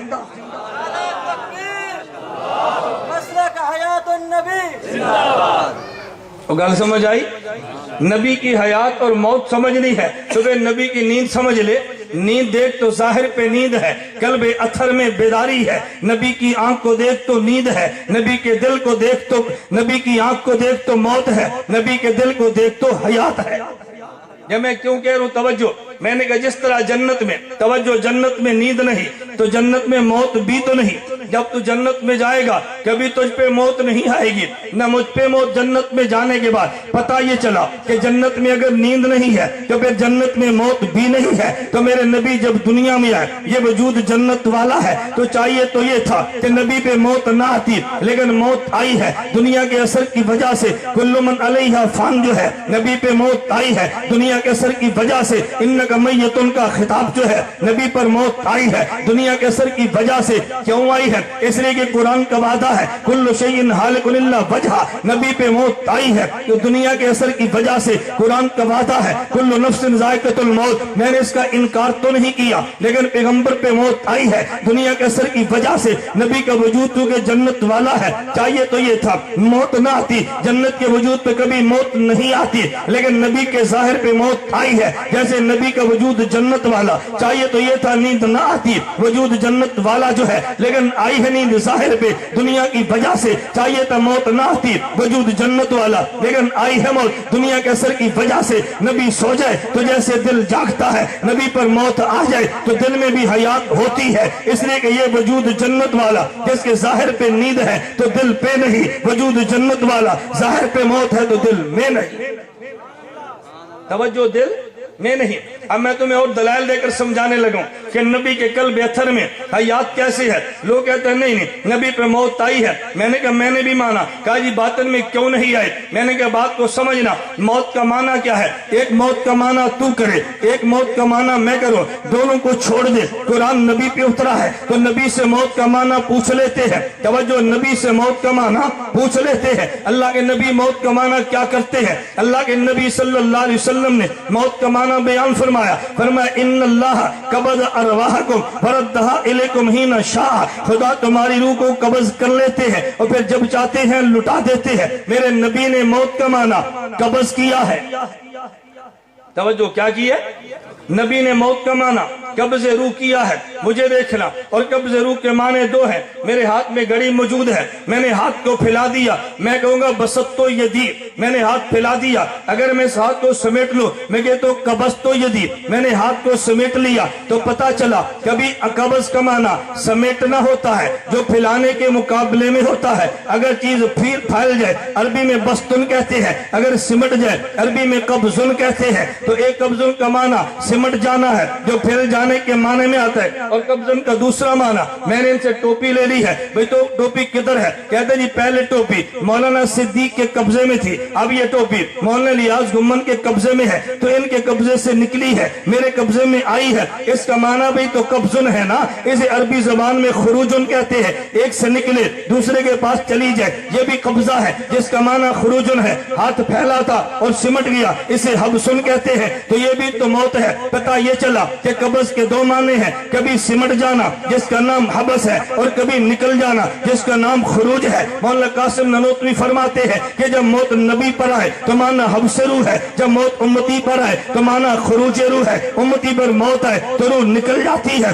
اس کا معنی بھی قبض ہے. اور نبی پر موت آئے تو پورے وجود سے نبی کے جس قلب اتر میں روح سمٹ جاتی ہے, اس کا معنی بھی موت ہے. امتی پہ آئی تو روح نکل گئی ہے, اور نبی پہ آئی تو روح سمٹ گئی ہے. مولانا اپنے نے دلیل کہاں سے لی ہے؟ مولانا قاسم نانوتوی فرماتے ہیں قرآن دو لفظ لائے ہیں، انک میت و انہم میتون، نبی کے لیے میتون کا لفظ الگ آیا، امت کے لیے میتون کا الگ آیا۔ پتہ یہ چلا نبی کی موت الگ ہے، امتی کی موت الگ ہے۔ اگر دونوں کی موت ایک جیسی ہوتی، قرآن کہتا ہے انک وہم میتون، تم سب پہ موت آنی ہے، نبی کے لیے میتون کا لفظ الگ ہے، امت پہ الگ ہے۔ پتہ یہ چلا کہ نبی کی موت کی صورت الگ ہے، امتی کی الگ ہے۔ روح سمٹ جائے تو نبی کی موت ہے، روح نکل جائے تو امتی کی موت ہے۔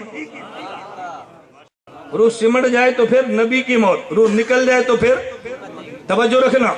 اور میں ایسے معنی نہیں بیان کر رہا، میں دلائل دے رہا ہوں کہ ادھر قرآن بیان نہیں کرتے۔ توجہ، ہم نے معنی کیوں کیا اس بدر ایک دلیل سننا۔ آپ سب میں ہر بندہ کہتا ہے کیا کہ جی نبی کے وفات پا جانے کے بعد پیغمبر کی بیوی سے امتی کا نکاح جائز نہیں۔ پوچھو کیوں؟ کہتے ہیں اس لیے کہ نبی کی بیوی امت کی ماں ہے۔ مجھے بتاؤ پیغمبر کی بیوی امت کی ماں جسمانی یا روحانی؟ بولو نا۔ تو پھر استاذ کی بیوی سے بھی نکاح نہیں ہونا چاہیے۔ استاذ کی بیوی روحانی ماں یا جسمانی؟ تو نہیں ہونا چاہیے، لیکن ہو جاتا ہے۔ پتہ چلا وجہ یہ نہیں ہے، توجہ رکھنا۔ دوسرا بندہ کہتے ہیں نہیں، نبی کی بیوی سے نکاح اس لیے نہیں کہ نبی زندہ ہے۔ میں کہتا ہوں اس دلیل کو مان لیا جائے تو پھر شہید کی بیوی سے بھی نکاح جائز نہیں، وہ بھی تو زندہ ہے۔ پتہ چلا وجہ یہ بھی نہیں ہے، تو پھر وجہ کیا ہوگی؟ اگر کوئی جی روحانی ماں ہے تو استاذ اور پیر کی بیٹی روحانی ماں، اس سے نکاح کیوں جائز ہے؟ اگر کوئی چونکہ نبی زندہ ہے تو پھر سوال ہوگا شہید بھی تو زندہ ہے، اس کی بیوی سے بھی نکاح کیوں، بیوی سے نکاح جائز نہیں ہونا چاہیے؟ اب مولانا نانوتوی کا فلسفہ چھوڑ دے، تجھ سے جواب نہیں ملنا۔ مولانا نانوتوی کیا فرماتی ہے؟ بھئی ایک معاملہ امت کا ہے، ایک معاملہ نبی کا ہے۔ جب امتی پہ موت آتی ہے تو روح نکل جاتی ہے، اور جب نبی پہ موت آتی ہے تو قلب اطہر میں سمٹ جاتی ہے۔ شہید امتی ہے، یہ نبی تو نہیں ہے۔ جب یہ خدا کے راہ میں کٹا ہے، اس کے تمام اجزاء سے روح نکل گئی ہے تو میت کہہ دیا، اس کو تقتل کہہ دیا، یقتل کہہ دیا، مقتول بنا ہے۔ اور بعد میں جب شہید کی روح کو لٹا دیا گیا، اب اس کو زندہ کہہ دیا، لیکن ایک مرتبہ شہید کی روح قتل ہونے سے تمام اجزاء سے نکل گئی ہے۔ جب شہید کے تمام اجزاء سے روح نکل گئی ہے، اس کے انگ انگ پر موت آئی ہے، شہید کی بیوی نکاح سے نکل گئی ہے۔ جب دوبارہ روح لٹائی گئی، اس کو زندگی ملی ہے۔ اس کی بیوی نکاح میں تھی نہیں، وہ تو نکل چکی تھی، کوئی اور نکاح کر سکتا ہے، لیکن جب نبی پر موت آئی ہے تمام اجزاء سے روح نکلی نہیں ہے، بلکہ تمام اجزاء سے پاؤں سے لے کے سر مبارک تک روح آئی ہے اور قلب اطہر میں سمٹ گئی ہے۔ اگر تمام اجزاء سے روح نکل جاتی، پیغمبر کی بیوی نکاح سے نکل جاتی، لیکن قلب اطہر سے جب روح نکلی نہیں ہے تو پیغمبر کی بیوی نکاح سے نکلی ہی نہیں ہے۔ شہید کے تمام اجزاء کے روح کے نکل جانے سے یہ بیوی بھی نکاح سے نکل گئی، اب یہ بیوہ بنی ہے۔ پیغمبر کے قلب اطہر میں چونکہ روح موجود تھی، پیغمبر کی بیوی نہیں نکلی، تو یہ بیوہ نہیں بیوی ہے۔ شہید کی بیوہ ہے، یہ بیوی ہے۔ بیوہ سے نکاح ہوتا ہے، بیوی سے نہیں ہوتا۔ دلیل سمجھ آئی؟ میں نے کہا میں خطابت نہیں کر رہا، میں وکالت کر رہا ہوں۔ پیغمبر کی بیوی سے نکاح کیوں حرام ہے؟ قلب اطہر میں حیات جو موجود ہے، تو پھر نکاح کیسے؟ توجہ، میں بتا یہ رہا تھا کہ نبی کا وجود کیونکہ جنت والا ہے، نبی کے ظاہر پر موت آ بھی جائے تو نبی کے قلب اطہر میں حیات تب بھی رہتی ہے۔ ہم نبی کے قلب اطہر میں پھر بھی حیات مانتے ہیں۔ دلیل سننا، اب پتہ نہیں کتنے نمبر چل پڑے ہیں، میں دلیل پھر دینا، آگے دیکھنا، دلیل کے نمبر تم خود گنتے رہنا۔ نمبر آگے، حضرت نانوتوی نے عجیب بات کی ہے، حدیث پڑھ کے بیان کی ہے۔ حدیث مبارک میں ہے اللہ کے نبی کی وراثت نہیں چلتی، توجہ، نبی کی وراثت نہیں چلتی، نبی کے مال میں وراثت نہیں چلتی۔ وراثت کیوں نہیں چلتی؟ اس کی وجہ کیا ہے؟ ارے وراثت تو تب ہوتی ہے جب مال ملک سے نکل جائے اور بعد والوں کو ملے تو پھر وراثت ہوتی ہے۔ جب قلب اطہر میں حیات موجود ہے، مال ملک سے نکلا ہی نہیں ہے تو وراثت چلے گی کیسے؟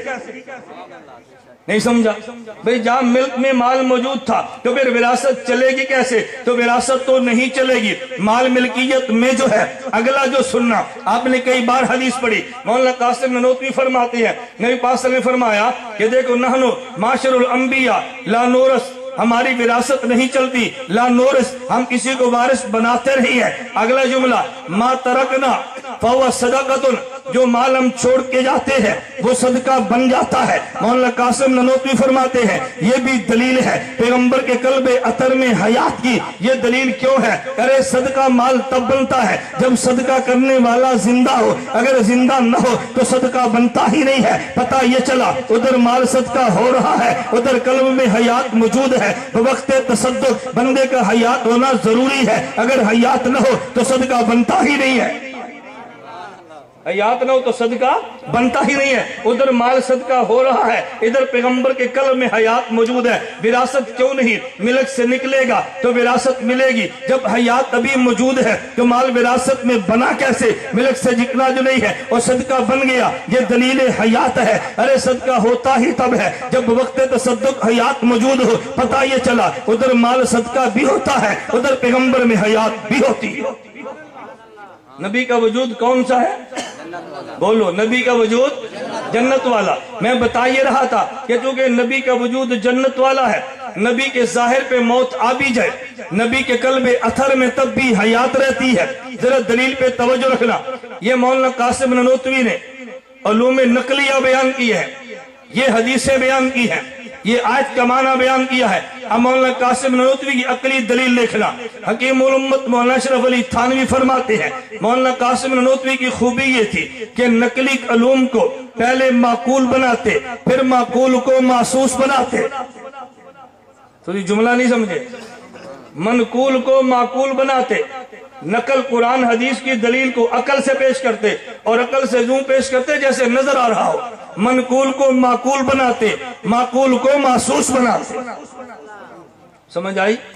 سب کو نہیں آنی، ہر بات سب کو سمجھ آنے کو ضروری بھی نہیں ہے نا۔ ساری باتیں سمجھ آ جائے پھر ہم میں تمہیں فرق کیا رہ گیا؟ پھر تو سارے ہی کو جائے۔ حکیم الامت مولانا اشرف علی تھانوی رحمت اللہ علیہ بیان کیا، بیان بڑا مشکل تھا، میرا بیان تو مشکل نہیں ہے، ایک بات ہی مشکل آئی ہے، مشکل تو نہیں ہے، بیان مشکل تھا۔ ایک بیان سے فارغ ہوئے، ایک مولوی صاحب نے کہا حضرت آج آپ نے اتنا مشکل عوام میں بیان کیا، ان کو سمجھ نہیں آیا، اس مشکل بیان کا فائدہ حکیم الامت تو حکیم الامت ہے نا۔ فرمانے لگے مولوی جی ان کو بیان سمجھ آیا تو اچھا، نہیں سمجھ آیا تو بہت اچھا۔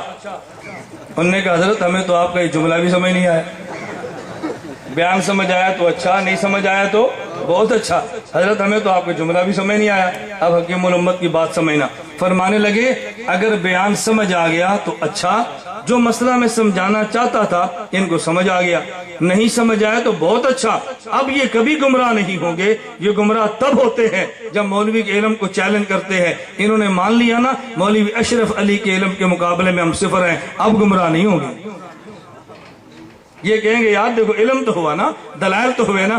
میں آج ساتھیوں سے کہہ رہا تھا مظفر گڑھ میں نے کہا میں سمجھتا ہوں بس اوقات میرے دلائل ان کی عقل سے اوپر چلے جاتے ہیں، لیکن مطمئن تو ہوتے ہیں نا ہمارے عقیدے پہ دلیل دیکھ۔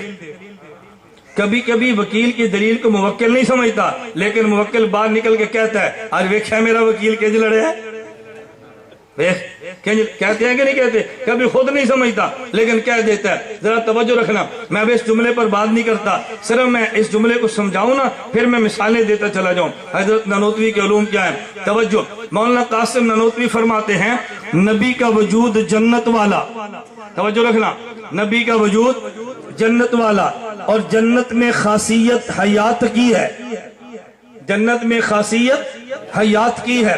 میں مثال دوں گا، نانوتوی رحمت اللہ علیہ فرمایا جس طرح تم پانی کو دیکھو تو پانی کی خاصیت برودت اور ٹھنڈک کی ہے، اگر تم پٹرول کو دیکھو اس کی خاصیت حرارت اور گرمی کی ہے۔ آگ بڑک رہی ہے، آگ جل رہی ہے، تم جلتی آگ پہ اگر گرم پانی ڈالو آگ بجھ جاتی ہے یا بڑک جاتی ہے۔ کیوں؟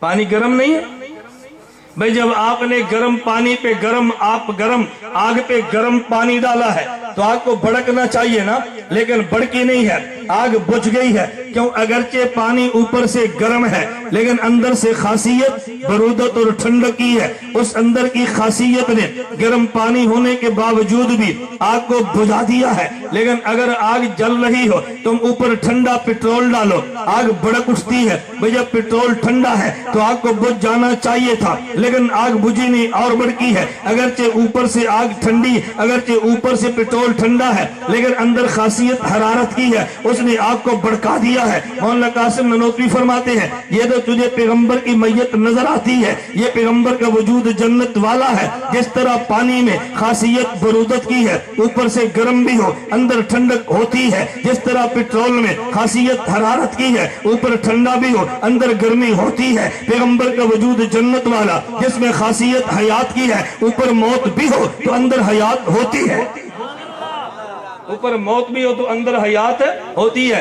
अब है ननोतवी का जुमला समझना, मैं उलमा से कहता हूँ, आपने क्या समझना है? उलमा समझ जाए तो बड़ी गनीमत है। फरमाते उम्मती की मौत मुजीले हयात होती है और नबी की मौत सातरे हयात होती है। उम्मती पर मौत आए तो तमाम अज्जा से रूह निकल जाती है, और नबी पर मौत आए तो रूह निकलती नहीं है, बल्कि नबी की मौत इसकी हयात को छुपा लेती है। जैसे दिया जल रहा था, ऊपर आपने प्याला रखा तो ये दिया बुझा नहीं है, बल्कि दिया छुप गया है। नबी के कल्बे अतर में हयात मौजूद है। ऊपर मौत का प्याला आया तो हयात छुप गई है। उम्मती पर मौत आई है तो हयात निकल गई है। नबी पर मौत आई है तो हयात छुप गई है। उम्मती का वजूद जमीन वाला, जिसमें मौत है, जिसमें मौत ही मौत है। अगर पानी बरसता है तो जमीन आबाद होती है, पानी न बरसे जमीन बंजर होती है। मेरे नबी का वजूद जन्नत वाला, उसको बारिश की जरूरत नहीं है। बारिश बरसे जन्नत वाली जमीन तब भी हरी भरी है, अगर बारिश न बरसे ये तब भी हरी भरी है। उम्मती का वजूद चूंकि जन्नत वाला था, रूह की बारिश खत्म हो गई तो मौत आ गई है। पैगंबर का वजूद जन्नत वाला था, रूह सिमट गई तो तब भी जिंदा है। मैं बता ये रहा था कि पहले हयात और नबी समझो तो सही ना, उसको नहीं समझ आया वो गालियां देता है, तुझे तो समझ आएगा। अन्नासु आदा उल्लमा जाहिलो, जिस बात से बंदा जाहिल हो ना वहां बकता है। मौलाना कासिम नोतवी के खिलाफ वो बोला है जो मौलाना कासिम नोतवी के उलूम को समझा ही नहीं है। अगर समझता तो मेरे इतराज क्या था? तहजीरुन नास को समझता तो बिदअती फतवे क्यों लगाता? तहजीरुन नास को नहीं समझा, बिदअती ने फतवे लगाए, और आब हयात को नहीं समझा तो मुल्हिद ने फतवे लगाए। कोई तहजीरुन नास नहीं समझा वो दुश्मन बना है, कोई आब हयात नहीं समझा तो वो दुश्मन बना। पता नहीं तो गाल भी समझ आएगी। अल्लाह में बात समझ नहीं, हर बात तुम्हें न समझ आए इससे कोई गर्ज नहीं है। मैं तो एक बात सिर्फ समझा रहा था, जो मैंने इशारे की वो तुम्हें समझाने की जरूरत नहीं। मैं बता रहा था कि नबी का वजूद, खुलासा समझ लो, नबी का वजूद, बोलो नबी का वजूद, जब जन्नत वाला वजूद है तो जन्नत में ऐब नहीं, नबी का वजूद बेऐब है। जन्नत में बू नहीं, नबी का वजूद सरापाए खुशबू है। जन्नत में कसाफत नहीं, नबी का वजूद सरापाए लताफत है। तवज्जो, न जन्नत में वबा नहीं, नबी का वजूद सरापाए शिफा है। जन्नत में नींद नहीं, नबी का वजूद सरापाए बेदारी है। जन्नत में नींद नहीं, मौत नहीं, नबी का वजूद सरापाए हयात है। नबी का वजूद सरापाए। अब जिंदा को मुर्दा कहना कितनी बड़ी ज्यादती है। इसलिए हम देवबंद वाले कहते हैं हमारा अकीदा है अंबिया अलैहिस्सलाम अपनी कब्रों में जिंदा है, और जो नबी को कब्र में जिंदा न माने आलो सुन्नत वल जमात भी नहीं, देवबंद वाला भी नहीं। उसके पीछे नमाज मकरूह तहरीमी है, उसकी तकरीर सुनना गुनाह है। एक बंदा मुझे कहता है तकरीर सुनना क्यों गुनाह है? वो अहादीस ही सुनाते हैं, आयतें ही पढ़ते हैं, इसमें जुर्म की क्या बात है? मैं फतवा नहीं दे रहा, मैं फतवा नकल भी करता हूँ, तवज्जो फतवा समझाता भी हूँ, मैं नकल भी करता हूँ, समझा भी रहा हूँ। हजरत मौलाना सुल्तानवी शहीद रहमतुल्लाह अलैह आपके मसाइल उनका हल जिल्द नंबर 10 सफा नंबर 519 पे लिखा है। क्यों? कभी इसकी तकरीर सुनना गुनाह है। एक बंदा मुझे कहता है तकरीर सुनना क्यों गुनाह है? कुरान ही है ना, हदीस ही है। मैंने किस लिए गुनाह है? एक नबी की जात है, एक नबी की बात है। कुरान और हदीस नबी की बात, वजूद पैगंबर नबी की जात है। जो जात न माने उसकी बात नहीं सुनते, नहीं समझे। जो जात न माने उसकी बात है। हमारे खिलाफ नबूवत की जात पर है, तो कहते हैं बात क्यों नहीं सुनते? पहले जात मान फिर बात सुने। मुझे आप एक बात समझाओ, हमारे लोग बात बहुत सादे हैं जी, ये मोतदिल ममाती है। ये कौन है? ये मोतदिल ज्यादा खतरनाक है। جو کھلا کھلا مماتی ہے نا وہ خطرناک نہیں ہے، اس کے قریب ہی کوئی نہیں جاتا، یہ معتدل ساری فضا خراب کرتا ہے۔ میں ڈیرہ غازی خان آؤں گا، مولانا الیاس گمن صاحب کو نہ بلاؤ، کیوں وہ ناراض تھی جاسی، دیکھو ساڑھے نال چل دے پہن بلا کیا تھی سی، بس وہ اس نے برباد کیا۔ وہ تیرا عقیدہ نہیں قبول کرے گا، اس نے میرے راستے روکے ہیں لیکن وہ نہیں روک سکتا انشاءاللہ ثم انشاءاللہ۔ سارے تو اس طرح کے نہیں ہے نا، ہمارے اللہ توفیق عطا فرمائے۔ یہ معتدل زیادہ خطرناک ہے، مجھے توجہ رکھنا۔ میں نے ساتھی سے کہا، مجھے بعض ساتھی کہتے ہیں کہ نہیں ہم نے مماتی کو بلایا ہے، اس نے منع ہم نے کیا تھا کہ حیات ممات کو نہ چھیڑنا، بس صرف ہمارے موضوع پہ بات کرنا۔ مجھے آپ بتاؤ، اگر کوئی شیعہ آپ کے سٹیج پر آئے اور وہ کہ جی میں صحابہ کو گالیاں نہیں دوں گا، میں صرف قرآن پڑھوں گا، بلا لو گے؟ کیوں؟ وہ تو اختلافی بات نہیں کر رہا، بلا لو گے؟ کوئی مرزائی آپ سے کہتا ہے آپ کے ختم نبوت کا جلسہ ہے، میں حضور کی شان میں نعت پڑھوں گا، سن لو گے؟ تو پھر اس پر تمہارے پیٹ میں مروڑ کے اٹھتے کہا جی نہیں یہ مماتی آیا تھا، اس نے یہ مسئلہ تو نہیں نہ بیان کیا، تو میں نے کہا مرزائی اگر وہ مسئلہ نہ بیان کرے تو پھر بلا لو گے؟ اگر رافضی ہو اور صحابہ پہ تبرے نہ کرے تو پھر سٹیج پہ بلا لو گے؟ تو اس کو کیوں کہتے ہو جی مسئلہ حیات تو نہیں بیان کیا، ہم نے اس لیے بلایا؟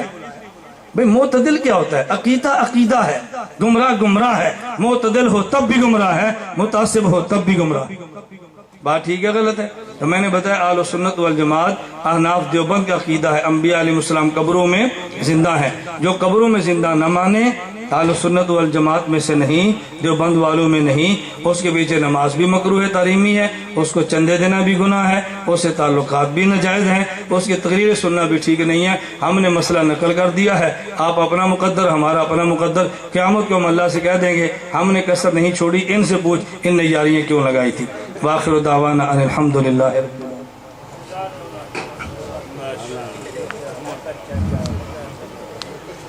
آپ اٹھ جاؤ، میں چٹوں کے جواب شروع کرتا ہوں اور سرگودا جا کر بتاؤں گا ڈیرہ غازی خان والے بڑے اچھے میزبان ہیں۔ کیسے ساتھی ہو؟ تمہارا شاید پہلا جلسہ ہے اور میں صبح سے لے کر یہ تیسرا چوتھا بیان کر رہا ہوں۔ فجر کو میں نے 2 گھنٹے بیان کیا، پھر دوپہر بیان کیا، پھر ابھی بیان کیا، رات 1 بجے سویا ہوں، تو میں بھی تو انسان ہوں، پتھر کا تو نہیں ہوں نا۔ اور بات سمجھ آ رہی ہے؟ آپ نے آرام کرنا ہے، میں نے مغرب کو جا کر آگے پھر بیان کرنا۔ یہ درد ہے، اللہ سب کو عطا فرما دے۔ جامع ترشید خطابت کورس تھا تو مجھے بھی انہوں نے بلایا، میں جامع ترشید میں تھا، مجھے بلایا تو میں نہیں گیا، میں نے اپنے شاگرد مولانا رضوان عزیز صاحب کو بھیجا بھئی تم خطابت کورس میں سبق پڑھاؤ۔ میں جامع ترشید گیا، میرا بیان تھا تو مجھے ان حضرات نے کہا جی مولانا خطابت کورس ہے، کچھ آپ بھی سبق پڑھا دو۔ میں نے کہا خطابت درد دل کا نام ہے، اس پر میں کیا سمجھاؤں گا؟ خطابت کس کا نام ہے؟ درد دل ہے، اللہ سب کو عطا فرمائے۔ چلے میں چٹے سمیٹتا ہوں، نماز کا وقت پھر بہت تھوڑا۔ حضرت کچھ اہل ہوا کے بارے میں ہو جائے، یہ گول مول چٹے مت دو، سیدھی سیدھی بات کو کس کے بارے میں تم چاہتے ہو؟ اہل ہوا کا معنی ہے کہ اس کا وضو ٹوٹا ہوا ہے، کسی کی ہوا خارج ہے جس پر میں نے مسئلہ بتانا ہے، سیدھی سیدھی بات کو جس مسئلہ سننا چاہتے ہو نا صاف صاف چٹ دو۔ مماتی کہتے ہیں پشاور مناظرہ ہوا تھا، جس انعام تھا اس پر آپ نہیں پہنچے، لعنت اللہ علی الکاذبین۔ نہ میرا مناظرہ طے تھا نہ میں نے پہنچنا تھا، سب جھوٹ کا پروپیگنڈا ہے۔ مناظرہ کس کا ہے؟ تحفظ اہل سنت کا، نوجوان حناف کا۔ میری جماعت نہ نوجوان حناف ہے نہ تحفظ اہل سنت ہے، میری جماعت کا نام کیا ہے؟ بولو تو میرا کیسے طے ہوا؟ اس میں مناظرہ طے ہے، میری طرف سے کون ہے؟ مولوی شاہد نائب مولانا الیاس گمن۔ میرا نائب نہ کوئی جماعت میں نہ مدرسے میں، میرا نائب کیسے بڑھ گیا؟ اچھا جس عقیدے پر مناظرہ اس میں عقیدہ حیات النبی کا نام ہی نہیں ہے، جو تحریر لکھی ہے اس میں جگہ اور وقت کا نام ہی نہیں ہے، مناظرہ کیسے طے ہو گیا؟ اکٹھے ہو کے گیدڑوں کی طرح سیکھ رہے ہیں وہ جو مناظرہ تھا مناظرہ تھا۔ میں کہتا ہوں ہاں مناظرہ کروانا ہے، اپنی قیادت کو لاؤ، میں کرتا ہوں، قیادت سے نیچے آئیں گے تو میرے شاگرد کریں گے۔ لو میں کو دوڑ رہا ہوں، مجھ سے کون کرے قیادت، اور نچلی درجہ پہ کون کرے؟ شاگرد۔ کہتا ہے نہیں ادھر سے آپ ہوں گے ادھر سے شاگرد ہوں گے۔ میں نے کہا یہ کیا؟ قیادت کو لاؤ بھائی تاکہ پتہ چلے، اگر عقیدہ حیات النبی غلط ہے تو اس غلطی کو میں پھیلا رہا ہوں نا، عقیدہ امامات غلط ہے تمہاری قیادت پھیلا رہی ہے، ہمیں آمنے سامنے بٹھاؤ تاکہ روز روز کی کھچ کھچ ختم ہو۔ بات ٹھیک ہے؟ کہتا نہیں وہ نہیں آئے گی ہمارا۔ میں نے کہا ایسے نہیں ہوگا۔ مولانا عبدالشکور قاسمی صاحب اپنا جیسا کہ اللہ نے توفیق دی ہے بیان فرما دو۔ یہ پہلے چٹ آ گئی۔ مولانا صاحب آپ کا عام مردے کے سما کے متعلق کیا نظریہ ہے؟ بعض صحابہ قائل تھے بعض نہیں مانتے تھے، تو جس میں صحابہ کے اختلاف اس پر میں کیا بحث کروں گا؟ میں نے پورے 1 گھنٹے میں عام اردو کی بات کی ہے، ہمارا اس پر لڑائی نہیں ہے۔ مسئلہ انبیاء کے سما کا ہے، عام صحابہ عام اموات کے سما میں جب صحابہ کے اختلاف رضی اللہ عنہم اجمعین، ہم کسی فریق کو گمراہ نہیں کہہ سکتے. آپ جو چاہے نظریہ اختیار کر لیں، انبیاء کے سما پر اتفاق ہے، اس پر ہم پوری بات کرتے ہیں. اگر آپ میں ہمت ہے تو آپ ہمارے مناظر خضر یاق کا مناظرہ کرتے. 1 نومبر بکھر کو خضر یاق کا مناظرہ طے ہے. میں دیکھتا ہوں وہ میرے شاگرد عبدالواحد قریشی کے سامنے آتا بھی ہے یا نہیں آتا. ذرا بکھر فون کر کے پوچھو کہ 1 نومبر طے ہوا ہے کہ نہیں ہوا، پھر میں دیکھتا ہوں کون آتا ہے کون نہیں آتا. اب پھنسا ہے شیخ خضر یاق، اب پھنسا ہے چونکہ تحریر طے ہو گئی ہے نا، فریقین کی تحریر بھی آ گئی ہے. اشاعت و توحید اتحاد اہل سنت خضر یاق عبدالواحد قریشی میرا شاگرد ہے اور میرا شعر ہے. میں دیکھتا ہوں آتا ہے یا نہیں آتا. کیا گدڑوں کو لے کر نا قیادت کو لاؤ، قیادت کو. وہ تمہاری تحصیل کا امیر بھی نہیں ہے، قیادت کو لاؤ تاکہ پتہ چلے. ہمت ہے، بات کیسے کرتے ہیں. حضرت جی عبدالحمید چشتی خانے والا یہاں آیا، علماء دو خلاف سخت زبان استعمال کرتے ہیں، آپ انہیں سمجھائیں، ہم سے برداشت نہیں ہوتا. میں کس کو سمجھاؤں؟ اس کو سمجھاؤں؟ میں تمہیں سمجھاؤں کہ جب اس کا جلسہ ہو تو ساتھ ہی دوسرے دن ہمارا بھی رکھ دیا کرو، اور اس کی کیسٹیں دو، ہم ٹھکائی کر دیں گے، آئندہ وہ ٹھیک ہو جائے گا. بس تمہیں سمجھاؤں یا اس کو سمجھاؤں؟ غیرت آپ میں نہیں ہے، سمجھانا میں نے اس کو ہے. وہ جو ٹوکے والا آیا، برچی والا آیا، تو میں نے کہا تمہارے اندر جان نہیں ہے. میں تمہیں کھلے عام کہتا ہوں، کوئی ریلوی آئے وہ تمہارے یہاں مناظرہ چیلنج کرے، تم جلسے میں کھڑے ہو جاؤ، کوئی تاریخ دو مناظرے کی، کوئی ٹوکے والے کو کہہ دو، حنیف کو کہہ دو، عبدالحمید کو کہہ دو. اگلا کام تمہارا نہیں ہے، ہمارا کام ہے. اب اس کا میں کیا علاج کروں؟ آپ خاموشی سے بیٹھے ہیں، مولوی صاحب تاریخ دو جی تقریر کر کے، تم جلسے میں کھڑے ہو کر کہو بھائی مولانا صاحب تاریخ طے کرو مناظرے کی. دیکھنا ہماری ٹیم کیسے آتی ہے انشاءاللہ. اللہ کے فضل سے ہم نے ٹیم تیار کی ہے، اور اس وقت بھی میرے پاس 85 علماء زیر تربیت ہے. 85 علماء ہیں. آج ساتھیوں سے کہہ رہا تھا تمہیں ابھی نہیں، تمہیں ہمارے جانے کے بعد پتہ چلے گا کتنی کھیپ دنیا میں پھیل گئی ہے، کتنا لٹریچر دنیا میں آ گیا ہے. بریلویت فرقہ آ گیا ہے، اہل حدیث فرقہ آ گیا ہے، فرقہ جماعت المسلمین آ گئی ہے، سیفیوں پر کتاب آ رہی ہے، دعوت اسلامی پر آ رہی ہے، یراوین پر آ رہی ہے، مماتیت پر کتاب زیر تب شروع ہے، کام ہو رہا ہے. ایک ایک فتنے کے خلاف اور ایک ایک فطری کے خلاف سارے کام ہو رہے ہیں. بتاؤ یہ کتنا مشکل کام ہے. خطابت بھی ہو، بیان بھی ہو، مدرسہ بھی ہو، سبق بھی ہو. اللہ پاک کام لے رہے ہیں. ابھی آپ بیان سے فارغ ہوں گے، دعا ہوگی. باہر ہماری کتابیں پڑھی ہیں، اب کتابیں آپ نے خریدنی ہیں یا میں تمہیں مفت تقسیم کر دوں؟ یہ دیکھو ناراض نہ ہونا، ہماری مسجد ہے تو مسجد کھول لو. اس مسجد کے اندر تمہیں ہمارے پوسٹر نظر نہیں آئیں گے. اہل حدیث کی مسجد ہے پوسٹر ہوگا، بریلوی کی مسجد ہے پوسٹر ہوگا، شیعہ کی امام کا پوسٹر ہوگا. ہماری مسجد میں ہمارے پوسٹر نہیں ہوگے. تم کیوں نہیں لگاتے؟ باہر آپ جاؤ، لکھا ہوا ہے عقیدہ حیات النبی کے دلائل. آپ پوسٹر لے لو، آپ اس کو اپنی مساجد میں لگاؤ، بیٹھک میں لگاؤ. فلموں کے بیٹھک میں ضرور لگانے ہیں پوسٹر، اپنے عقیدے کے لگا لو. کچھ تم بھی کام کرو گے یا نہیں؟ گزارش ہے آپ ہمیں پولیو کے قطرے کے بارے میں بتائیں، یہ پلانے چاہیے کہ نہیں. یہ مفتیوں کا مسئلہ ہے، ان سے پوچھو. میرے مسئلے مجھ سے پوچھو. حضرت بعد نماز جنازہ بتائیے. آج جنہیں دیواری نا بس وہی چلنا دیں. مولانا اچھا 3 بجے تو پرانی چیٹ ہے. مماتی غیر مقدس سے مل کر قربانی کرنا جائز ہے. میں کہتا ہوں تعلق نہ جائز ہے، تم کہتے ہو قربانی مل کر جائز ہے کہ نہیں. میں سلام سے منع کرتا ہوں، کسی قربانی کرتے پھرتے. بعض لوگ کہتا ہے عقیدہ حیات النبی بار بار بیان کرنے سے انتشار پیدا ہوتا ہے. غیر مقل خلاف بیان کرنے سے ایک مرتبہ بیان ہو گیا تو کافی ہے، بار بار بیان کرنے سے کیا فائدہ؟ یہ عجیب بات ہے. 6 نمبر بار بار ہوتے ہیں کہ نہیں جی؟ قرآن بار بار ہے، توحید بار بار ہے، ختم بار بار ہے. اس سے انتشار کیسے ہوتا ہے؟ بار بار کرنے سے بات پکی ہوتی ہے. اذا تکرر تقرر، یہ تو ہمارے مولوی کہتے ہیں بار بار کرو تو بات دل میں جم جاتی ہے.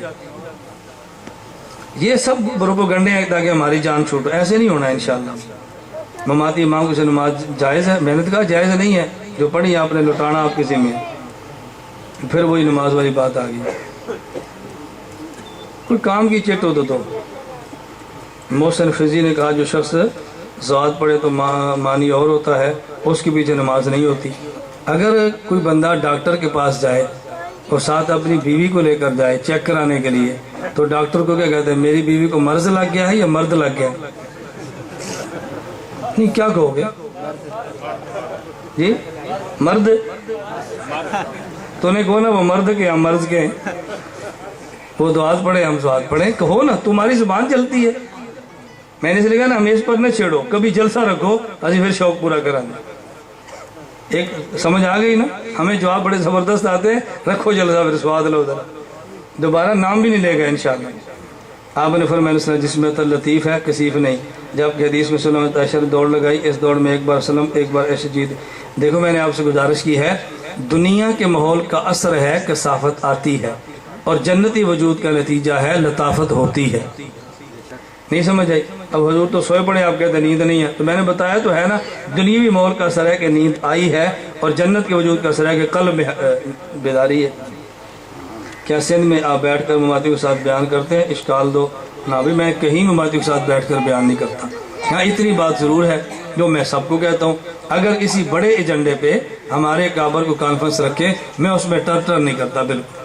اب مثلا مرزائیت کے خلاف کانفرنس ہے اور بین الاقوامی دشمن کے خلاف ہے، اس میں غیر مقلد بھی ہیں، اس میں بریلوی بھی ہیں، اس میں جماعت اسلامی والے بھی ہیں۔ ہم دنیا کو بتانا چاہتے ہیں بھئی اس طب کے خلاف سارے فرقے اکٹھے ہیں، وہ بات اور ہوتی ہے، اور بلا وجہ اسٹیجوں پر بلائیں، اس کی ہم قائل نہیں۔ یہ معراج ربانی کہاں کا ہے؟ یہ انڈیا کا ہے، سعودیہ میں رہتا ہے، اور ہم نے بحمدللہ ایسی ٹھکائی کی ہے، 4 سال گزر گئے ہیں، دیوبند کے خلاف اس کی کوئی سی ڈی نہیں ہے۔ بس بھائی آپ کے تمام بیانوں میں کمپیوٹر کی صورت میں مل جائے گا، یہ باہر سیڑھیاں پڑی ہیں، آپ وہاں سے لے لو۔ مزید ہمارے مکتبے کا ٹیلی فون ہے 0321 635 3540، وہاں فون کریں تو آپ کے گھر سیڑھیاں پہنچ جائیں گی۔ مماتی ہے مکرلوی کے ساتھ مل کر قربانی، ابھی بتایا تو ہے تمہیں، پھر وہی مسئلہ، تو یہ کتاب ہے یا پوری چٹ ہے؟ اللہ ہم سب کو بات سمجھنے کی توفیق عطا فرمائے۔ وآخر دعوانا ان الحمدللہ رب العالمین، الحمدللہ رب العالمین، والصلاة والسلام علی رسولی وعلی آلہ وصحبہ اجمعین۔ اللہ ہم سب کے گناہوں کو معاف فرما، خطاؤں سے درگزر فرما، جائز حاجات کو پورا فرما، اس ادارے کو ظاہری اور باطنی ترقیاں عطا فرما۔